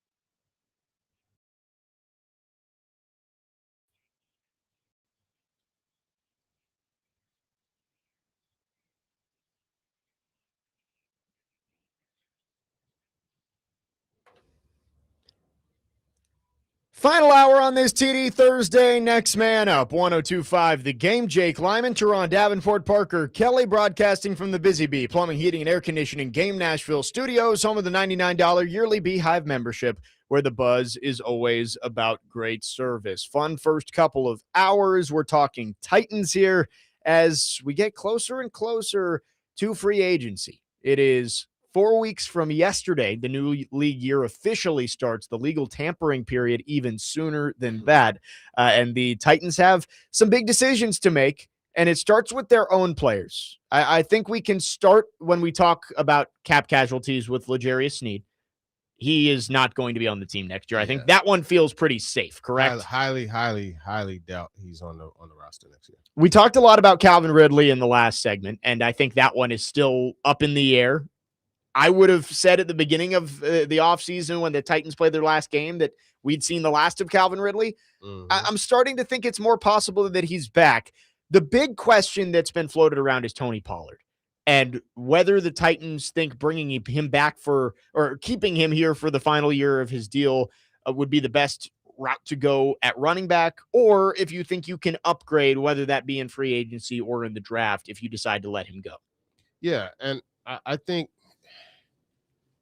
it's those two, Pollard and Ridley, are very, very, it could go either way type of options. Yeah. And it's just having this luxury of so much money and having the cap bump the way it's going to. It doesn't, like, you don't have to do that. Right. You don't have to do that. You're not cash strapped at all. Exactly. Now, if you want to take advantage of the opportunity to shed yourself of a high salary at running back, you could do that. But then it comes to, okay, how expensive will a Brian Robinson be? How expensive will a Tyler Algier be? Ideally, Breece Hall is the option. But again, as we've discussed, is Breece Hall at 10, 11 million?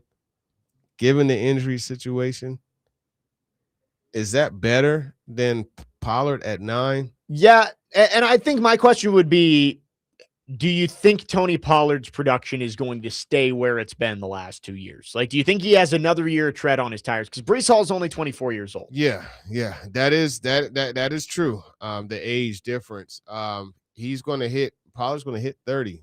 He'll be 29 in April. In April, okay. So you do have that.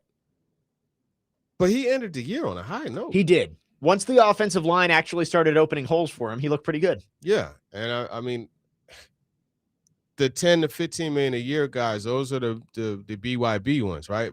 I be my own, right. Bring your own blocker. Yeah. You know what I mean? I don't see the difference. You know what I mean? And going from Pollard to Hall, I don't see the immediate difference.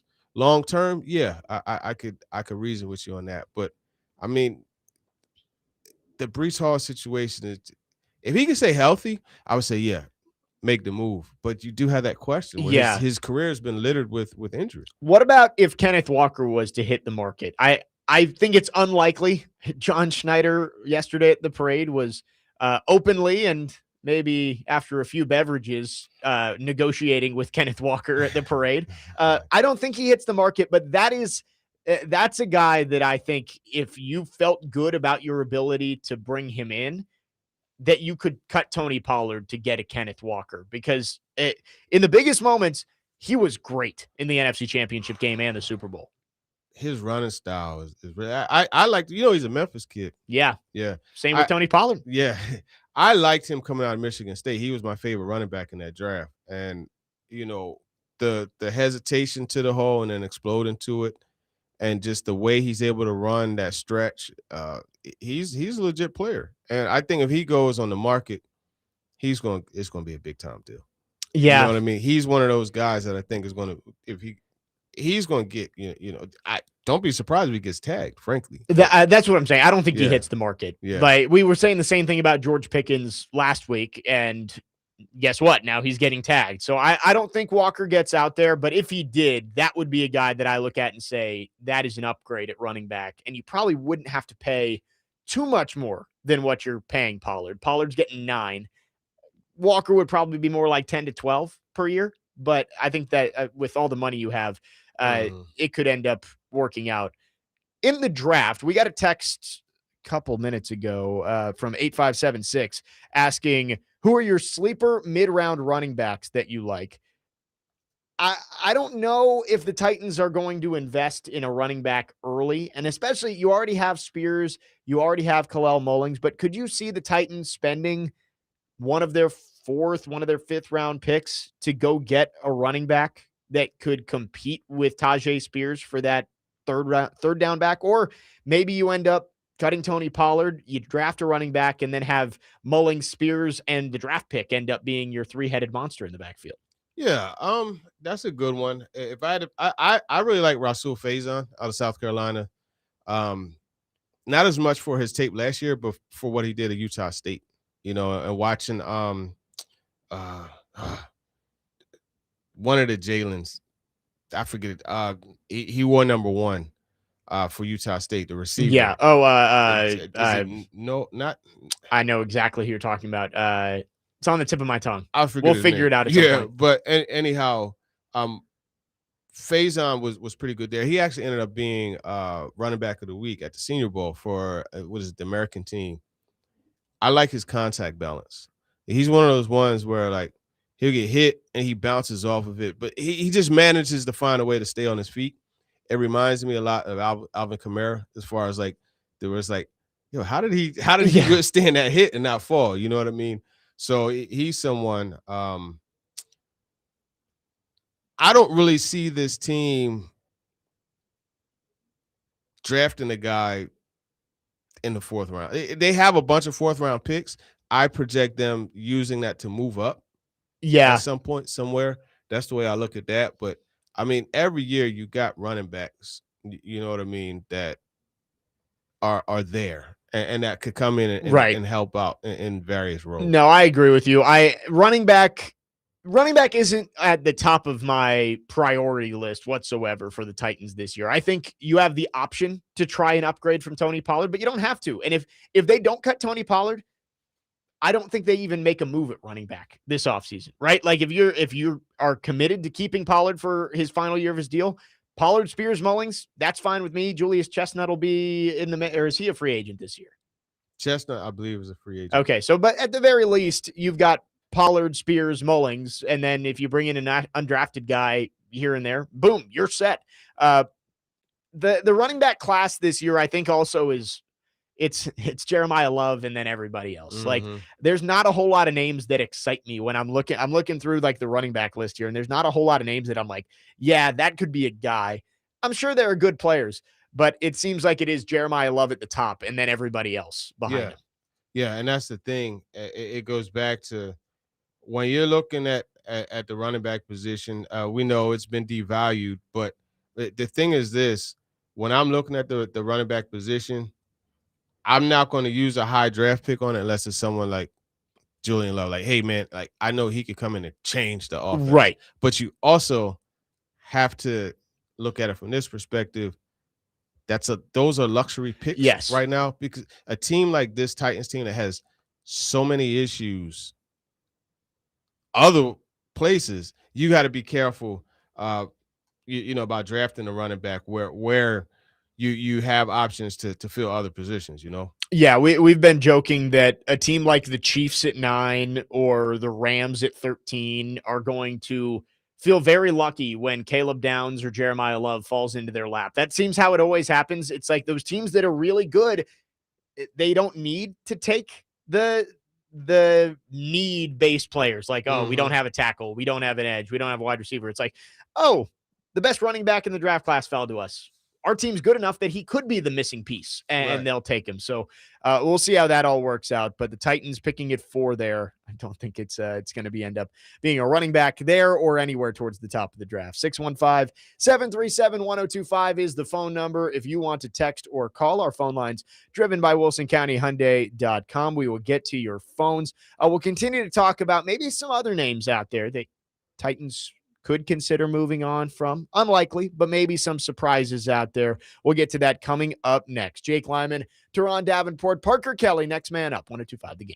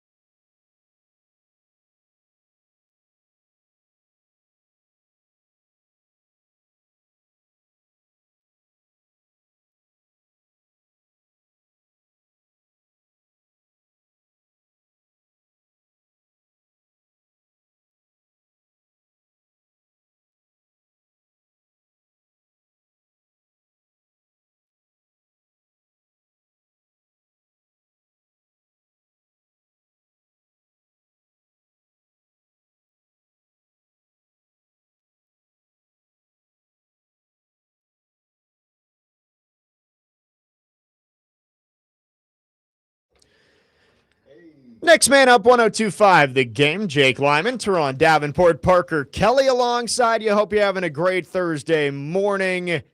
Let's go to our phone lines, driven by WilsonCountyHyundai.com. Nate has called in. Nate, thanks for calling. Good morning.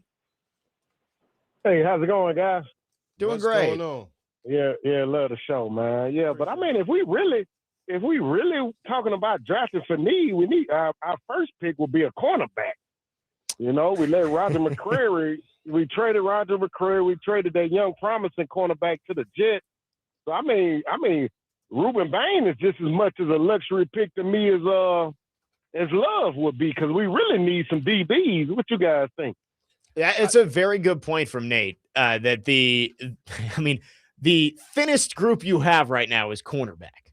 And we talked about this last week, TD, of the only corners that you have under contract heading into next year are Marcus Harris and Micah Robinson. That's it. So you need bodies in there. There's no cornerback who's worth the 4th overall pick. That's the issue. Right? Like Jermod McCoy would be up there, but he didn't play at all this past year. Mansour Delane out of LSU has also been talked about as a first-round pick. But again, I don't want to base it just off of me watching him at Virginia Tech, because obviously he made some big strides at LSU. But I watched that dude get cooked all of the 2024 season at Virginia Tech. Mm-hmm. So, like, I'm sure he's worth a first-round pick, and he's going to get picked in the first round. But I don't know if I want to take him at 4. Mm-hmm. So, yes, corner is a big need, but I think it's one that maybe you address more in free agency than you do in the draft. Yeah, corner, Nate is right. Corner is a huge need. It's right there in that trio of huge needs: receiver, corner, edge, right? And it goes back to what we said last week about just like the hierarchy of positions. Yeah.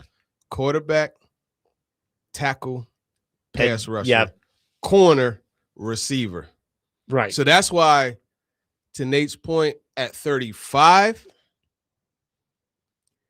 I could see you definitely have to consider corner, because there's going to be a nice group of corners there at 35. I think corner and wide receiver, at least based on what I've seen, seem to be deep enough in this draft that it can kind of be interchangeable based on how you use those 2nd and 3rd round picks. Yeah. I think you're going to go edge at 4. Like, if I had to guess right now on February 12th, it's going to be one of those 3 edge rushers at number 4: Reese, Bain, Bailey. Mm-hmm. I think your 2nd and 3rd round picks, you want to come out of it with a wide receiver and a corner. It's all just going to be based on how the board falls to you. Yeah. And if there's a receiver that you really like who falls to you at 35, you take him. And then maybe you address corner at, is it 66 that they have in the 3rd round? Somewhere around there. I don't remember exactly when. I know it's 4 and 35, and then it all gets a little murky from there. But yeah, it rotates. Like, you have the pattern, right? Because it's 4 teams that all finish 3 and 14, right? Yeah. So it rotates up. The Titans have the 4th pick in the 1st round, the 3rd pick in the 2nd round, the 2nd pick in the 3rd round, and then they get the 1st pick of day 3 in the 4th. Back to some possible cap casualties here for the Titans. There are 2 names that I haven't heard mentioned much in terms of whether they'll be around, but I wanted to get your thoughts on if there's any chance they get cut. How about Cody Barton? Do you think he is for sure back next year? That's a good one. We talked about that on Talking with TD. I could see them making a move on him, not necessarily to save the money, but because it may not be as much of a match. Right. Just doesn't fit as much in what Saleh wants to do on defense. I really, really believe ideally they're going to get Cedric Gray's going to play Mike. Right. Get him more into the Mike position, which pushes Cody Barton, because it's going to, so there's so much sub, so you're going to see mostly 2 linebackers, right, but it's going to be it's a different look to me than last year's team. And the big issue to me for Cody Barton is the coverage part of it, and I think that's where James Williams gets elevated a little bit more. And then I talked about some of the guys that they could draft, like you could get a Rodriguez out of Texas Tech, who is man, that dude is a playmaker. You know what I mean? Bector from Oregon is another one that he has coverage skills, and he just is all over the field. So you could pair it that way. Long story short, I could definitely see them moving on from Cody Barton. Yeah, that was one that no one's really bringing up, but I think it is just kind of a fit thing of in a 4-3 with, like you said, if you're playing nickel a lot of the time, it's going to be 2 linebackers out there, and James Williams fits more that 4-3 outside linebacker mold more than Cody Barton does. Yeah. So if you go back and watch the one that it resembles to me, if you remember when Saleh, he was in Jacksonville as a linebackers coach. They had Paul Posluski and Telvin Smith. Yeah. And I mean, I said it before. Telvin Smith, he was brought back as a football player as James Williams Sr. Like they're the same guy. Same guy, man. And you said you mentioned Telvin Smith to James Williams, right? And was like, hey, and he was like, I grew up watching him. Yeah, I'm gonna find the interview. It was one of the 2-minute hitters I did during training camp. How about Xavier Woods? Do you think there's a chance that he gets let go? We're sharing a brain. There's definitely a chance. And I literally mentioned that last in the show yesterday as well. I think there's a chance he gets let go. And look, Kevin Winston Jr. is clearly, he and Amani Hooker are the guys. But let's say they draft a younger guy, or let's say, one of the safeties that Saleh has worked with before becomes available, then you got a switch. I don't think it's mandatory. I would, the only way I would do it is if I had somebody else. Right. That you feel confident is going to come here. Like we on Tuesday, bring back Kevin Byard. Hey, listen, you never hear opposition from me about that. Right.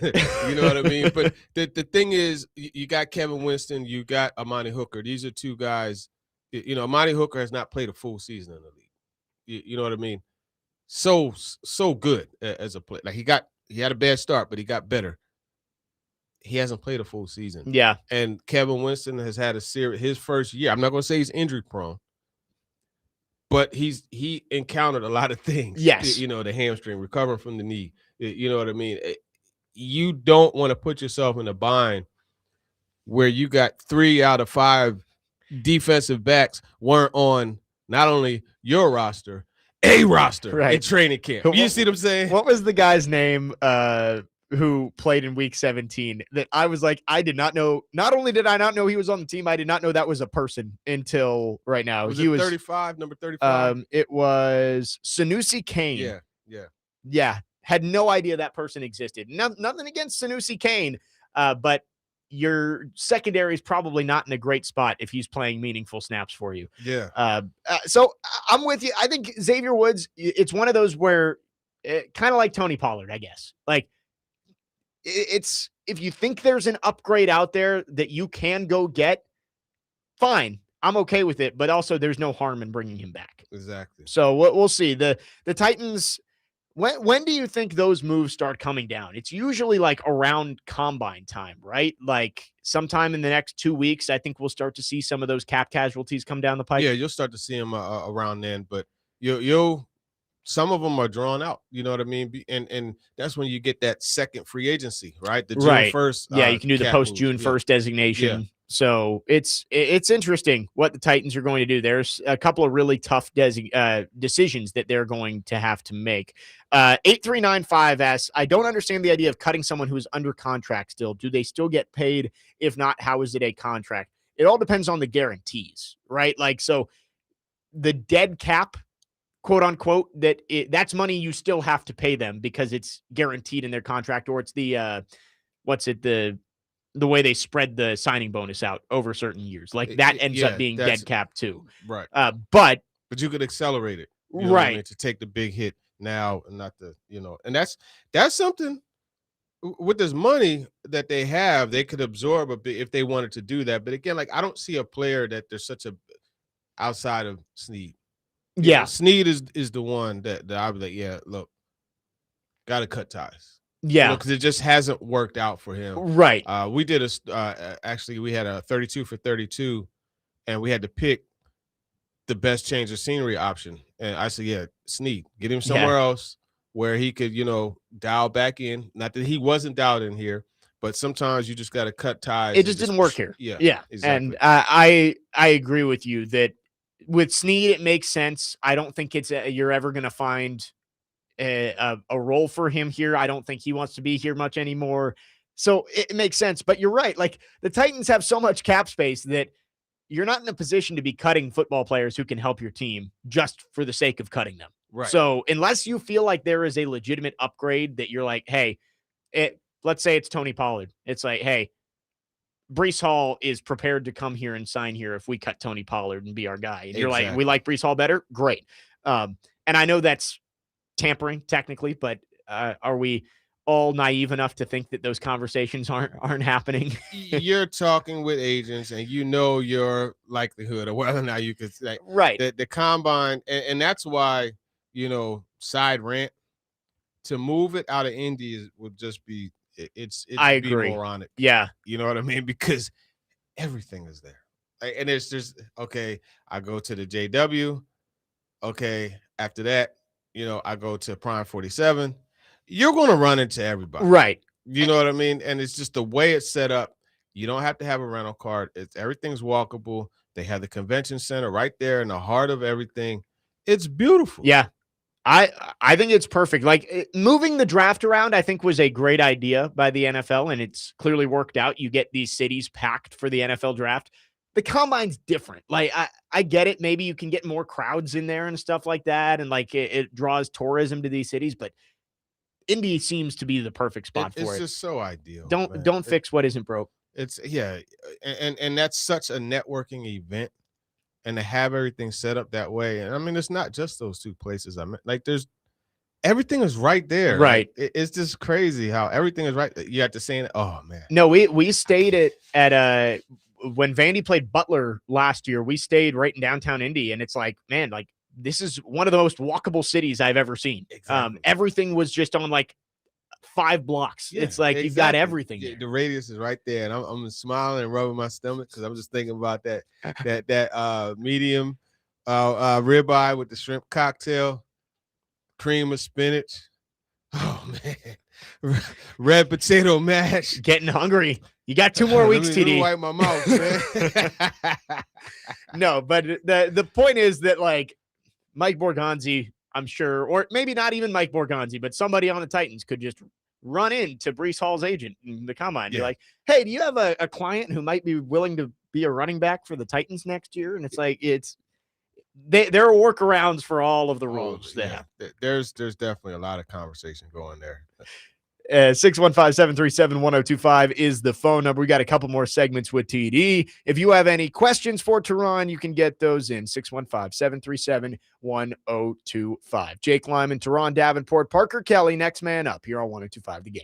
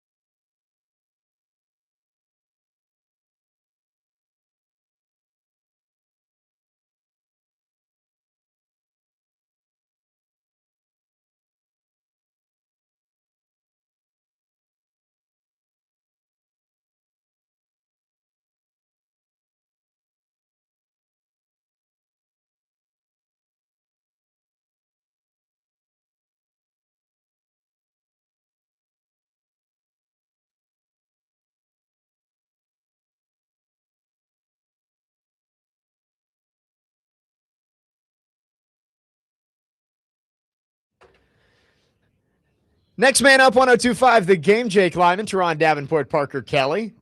Haven't given Parker his props yet for the music today. Listen, my smiles have. I had to whisper to him when he had that Nas from the Lost Tapes.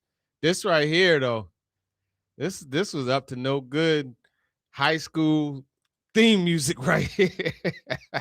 And he did play the Miguel earlier on. Yeah, in no, show, the Miguel, man. Listen, I can't. That show was. I probably wouldn't go see Miguel again, but that was a dope show. Now Parker's been on point. You know what I mean?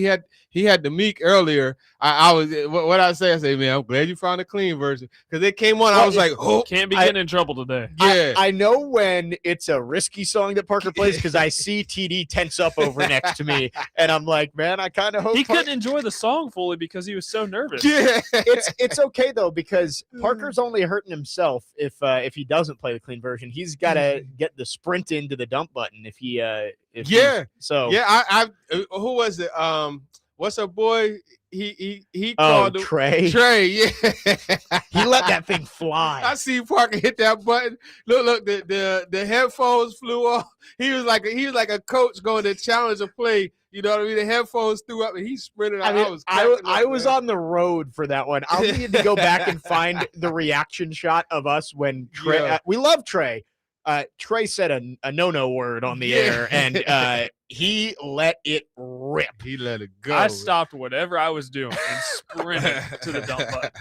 That was hilarious, man. We got a couple more segments with TD today. I did want to bring up, again, huge game coming up tonight over at Memorial Gym. Yeah. If you enjoy basketball, come on out to Memorial Gym. It is a 6:30 tip. The one on Monday was a little tough. It's the 8 o'clock tip on a Monday, but that was a great game. Vandy beat Oklahoma, a top 10 team, dropped 102 points on the Sooners. Today, it's Texas, number 4 team in the country. Vandy's number 5, top 5 game. It's rare to get games of this high profile in your home building. So I implore everyone to come out. It's going to be a lot of fun. Texas is a really good team. They got Madison Booker, who's the reigning SEC player of the year. Kind of do it all forward. She gets a little bit, she's not quite as good of a shooter as like Kevin Durant, but like that's who she models her game after. Taller, small forward. And then Rory Harmon is one of the best point guards in women's college basketball over the past 10 years. I mean, all-time Texas leader in assists, one of the best on-ball defenders in the country. So I'm excited for this one. It's an opportunity for Vandy to make a statement and say, hey, we're not just a really good team. We're an elite team in college basketball. Yeah. And beating the Longhorns, I think, would show that to the entire world. It will really show that to the entire world. I think, the key in this one, we know, man, 30-30 for Aubrey and Michaela. Aubrey Galvin dropping 30 for the first time in her career on Monday. I love her game. Remember mid-game, like you texted me mid first quarter. I'm like, yo, she's nice. That was the game. I think it was Missouri where she made a one-handed catch on a steal, behind the back sidestep dribble, and then just drilled a 3. Yeah, and it's like, that's special. Not a lot of people can do that. To me, the key to this game is going to be Jess Pizzot. Yeah, Passat. Yeah, I always say, I gotta remember, say it like the Volkswagen. Passat. 6'4", a wing. She could heat up, man. Like I've seen her drop 16 and a quarter, easy. Yep. And that's going to be the key to me is her being able to be that third scoring option because they're going to need everything against this Texas team. I'm not overly familiar with them, but I know what it's going to take as far as finding another way to get buckets. No, you're exactly right. Texas is big in the paint, so it's gonna be tough to get Sasha Washington involved. And we had Sasha on the show yesterday. Oh man, yeah, she was great. I'll get. It's tough on game days to get people on the show. Okay. And we play on a lot of Thursdays, but next week we're off. I'll see if I can get Michaela or Aubrey on here. Yeah, because I'm a big fan. I love Michaela more than any women's basketball player in college, but I really like Aubrey Calvin. I will do my best to get one of them on next Thursday because we don't play next Thursday. Okay. But the key in this game, I think, is going to be the shooters on the outside because they're going to focus in on Michaela. They're going to focus in on Aubrey. The size is going to take away a lot of the opportunities in the lane. It's going to be when they double Michaela and she kicks to Justine, can she hit the shot? Yeah. And she's Yeah. shooting 45% from 3 this year. So Yeah.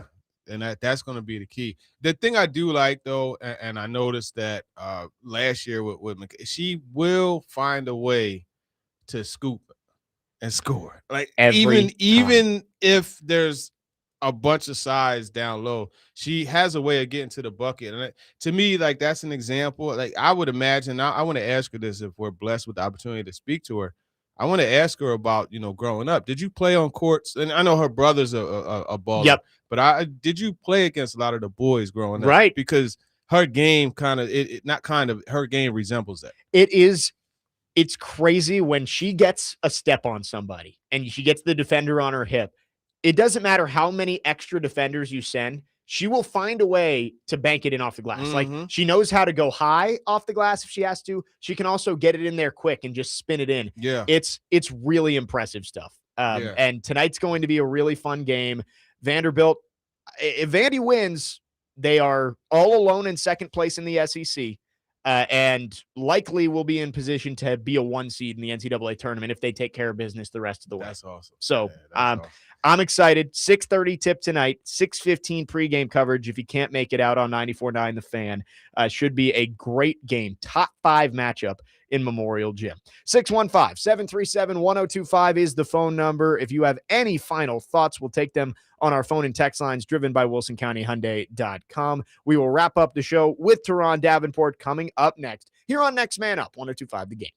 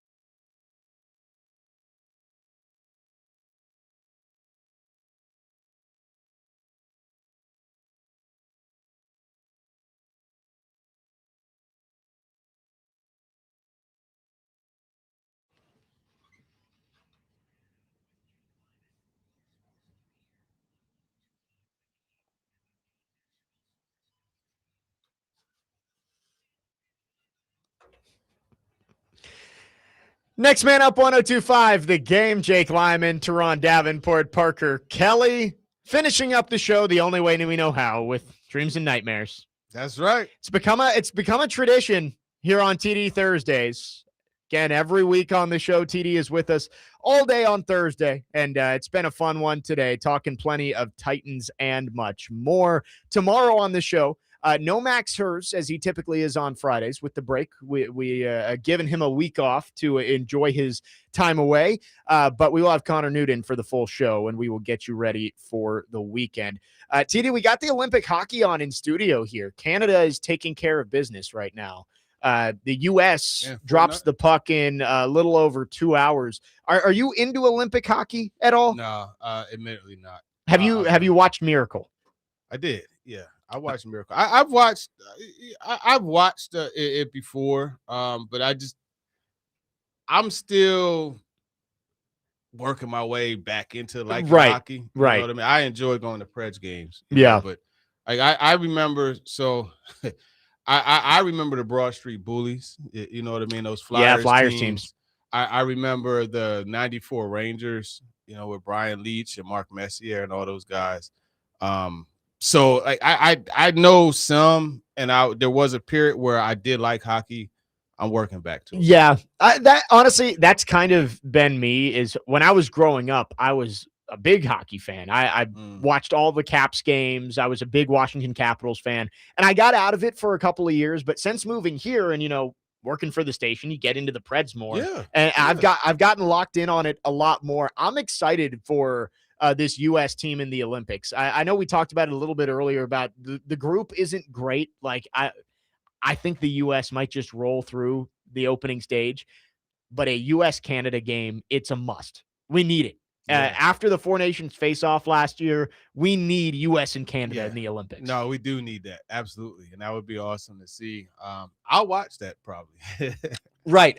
And last year, I didn't know a ton about the Four Nations face-off, but I was like, you know what? I'll tune in. And they had that game where they got into 3 fights in the first 17 seconds. And I know Olympic hockey, they're not going to fight as much. Mm-hmm. But there is a hatred between a rivalry between the two nations, and I'm excited. I really hope we get it again.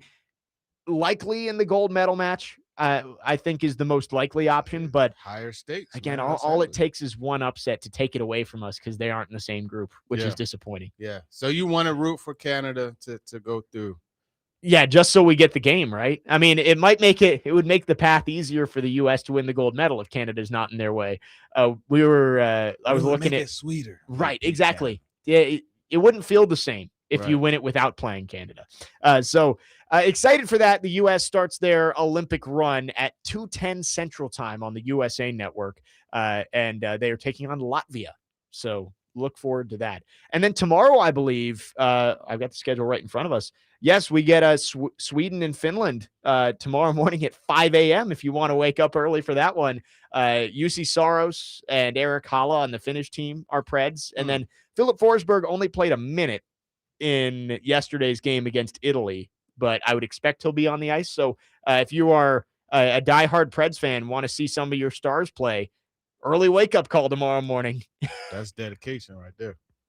Wrapping up the show here with TD. Let's get to some of the texts. Trevor texted in earlier when we were talking about who the Titans should go after. He says, never Alec Pierce if he gets away from Indy. And here's an interesting thing that we haven't brought up here, TD. What if Indy decides to keep Pierce, but maybe lets go of Michael Pittman? Could that be an option for the Titans? I think Pittman's under. Didn't he sign a big deal? I think he did, but maybe they'd be looking to trade him if they cash in. Let me see. I couldn't see them trading for him, honestly. Trades are tough with the Titans right now because it's like you don't want to give up draft capital because you do need the young, controllable players. There is an out after this season. They can save a lot of money if they cut Michael Pittman. Next year? This year. So they signed him to a 3-year, $70 million deal ahead of the 2024 season. This year, they can get out and save $24 million against the cap. Yeah. That's a good point. That's a very good point. I Man, you talk about backloaded. right. I wouldn't hate Michael Pittman. I don't think it would be my first option for the Titans, but I think it's definitely a guy that they could look at. It kind of reminds me of Alec Iamaner a little bit, right? Like a similar type of player. Very but similar. type of Pittman's player. obviously just more established. Yeah, more established, more consistent. Yeah, I would pass on that, frankly. Okay. I would pass. Yeah, and Indy's got to make those decisions of are they going to keep Pierce, tag him, extend him, or because if you let Pierce go to the market, you're probably not going to just cut Michael Pittman. So Right. It's all going to be together. Wes in Clarksville asks, why is our roster so terrible? We need like 25 players and only have 6 or 7 picks.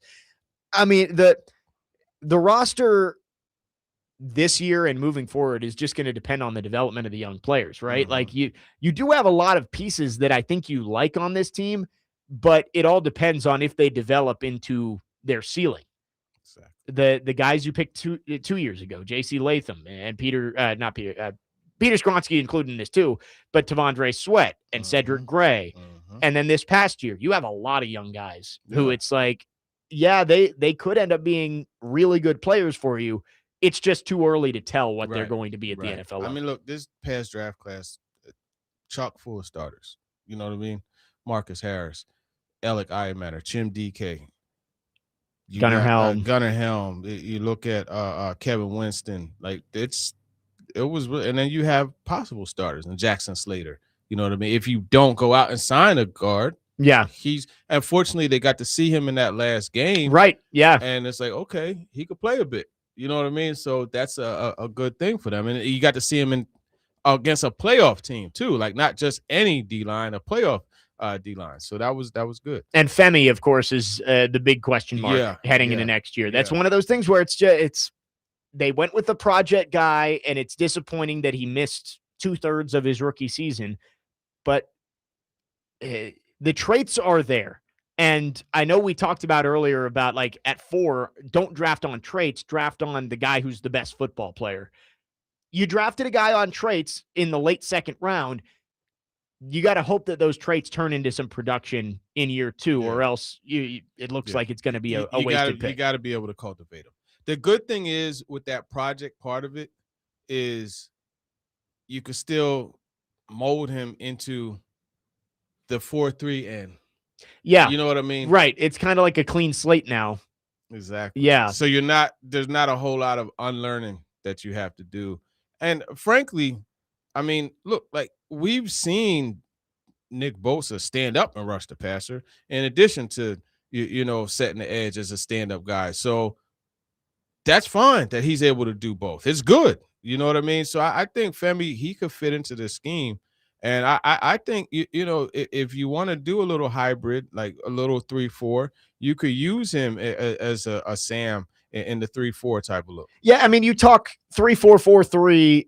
Yes, that is the base for Robert Saleh is going to be the 4-3, which the Titans have run a 3-4 since Dick LeBeau arrived back in, 2014? Yeah, it's somewhere been around a long there. time. So it's been a while, but every defense is multiple these days. And it's like you can use players to their strengths, even if it doesn't fit into the typical structure box of what a 4-3 looks like. Exactly. And you could even, you could have him as a stand-up pass rusher, in a nickel type of look. You know what I mean? Where you have there's so many things you could do. Yeah. Basically, long story short. Yeah. Titans have the young pieces. All this going, Wes in Clarksville talking about the roster being terrible. The roster has a lot of promise, but you've got to be able to let those players live up to what they can be. And of course, you need to add with the resources that you have. You've got the $100 million in cap space, and you've got high picks, and you've got a lot of later round picks that you can throw darts at the board and see if you can find some guys. So it's a big offseason for the Titans, and we will continue to give you updates throughout the spring and into the summer of how the Titans are able to use those resources to improve this roster. TD, it's always fun having you in, and we'll do it again next week, and I will do my best to get us either Michaela or Aubrey on the show next week. Yeah, prayers up about that one. I would love to be able to tell them, but We'll see about being in the building, man. I might have to shift some plans around. Okay. I think I might be able to. But if not, I'll be listening, 94.9. I know you're going to have an excellent play call, man. And I appreciate you giving me a chance to come here and talk shop every week. We love having TD on every week, and he'll be back next Thursday. Again, big game tonight, Vandy and Texas over at Memorial Gym. I will have your call at 6:15 on 94.9 The Fan.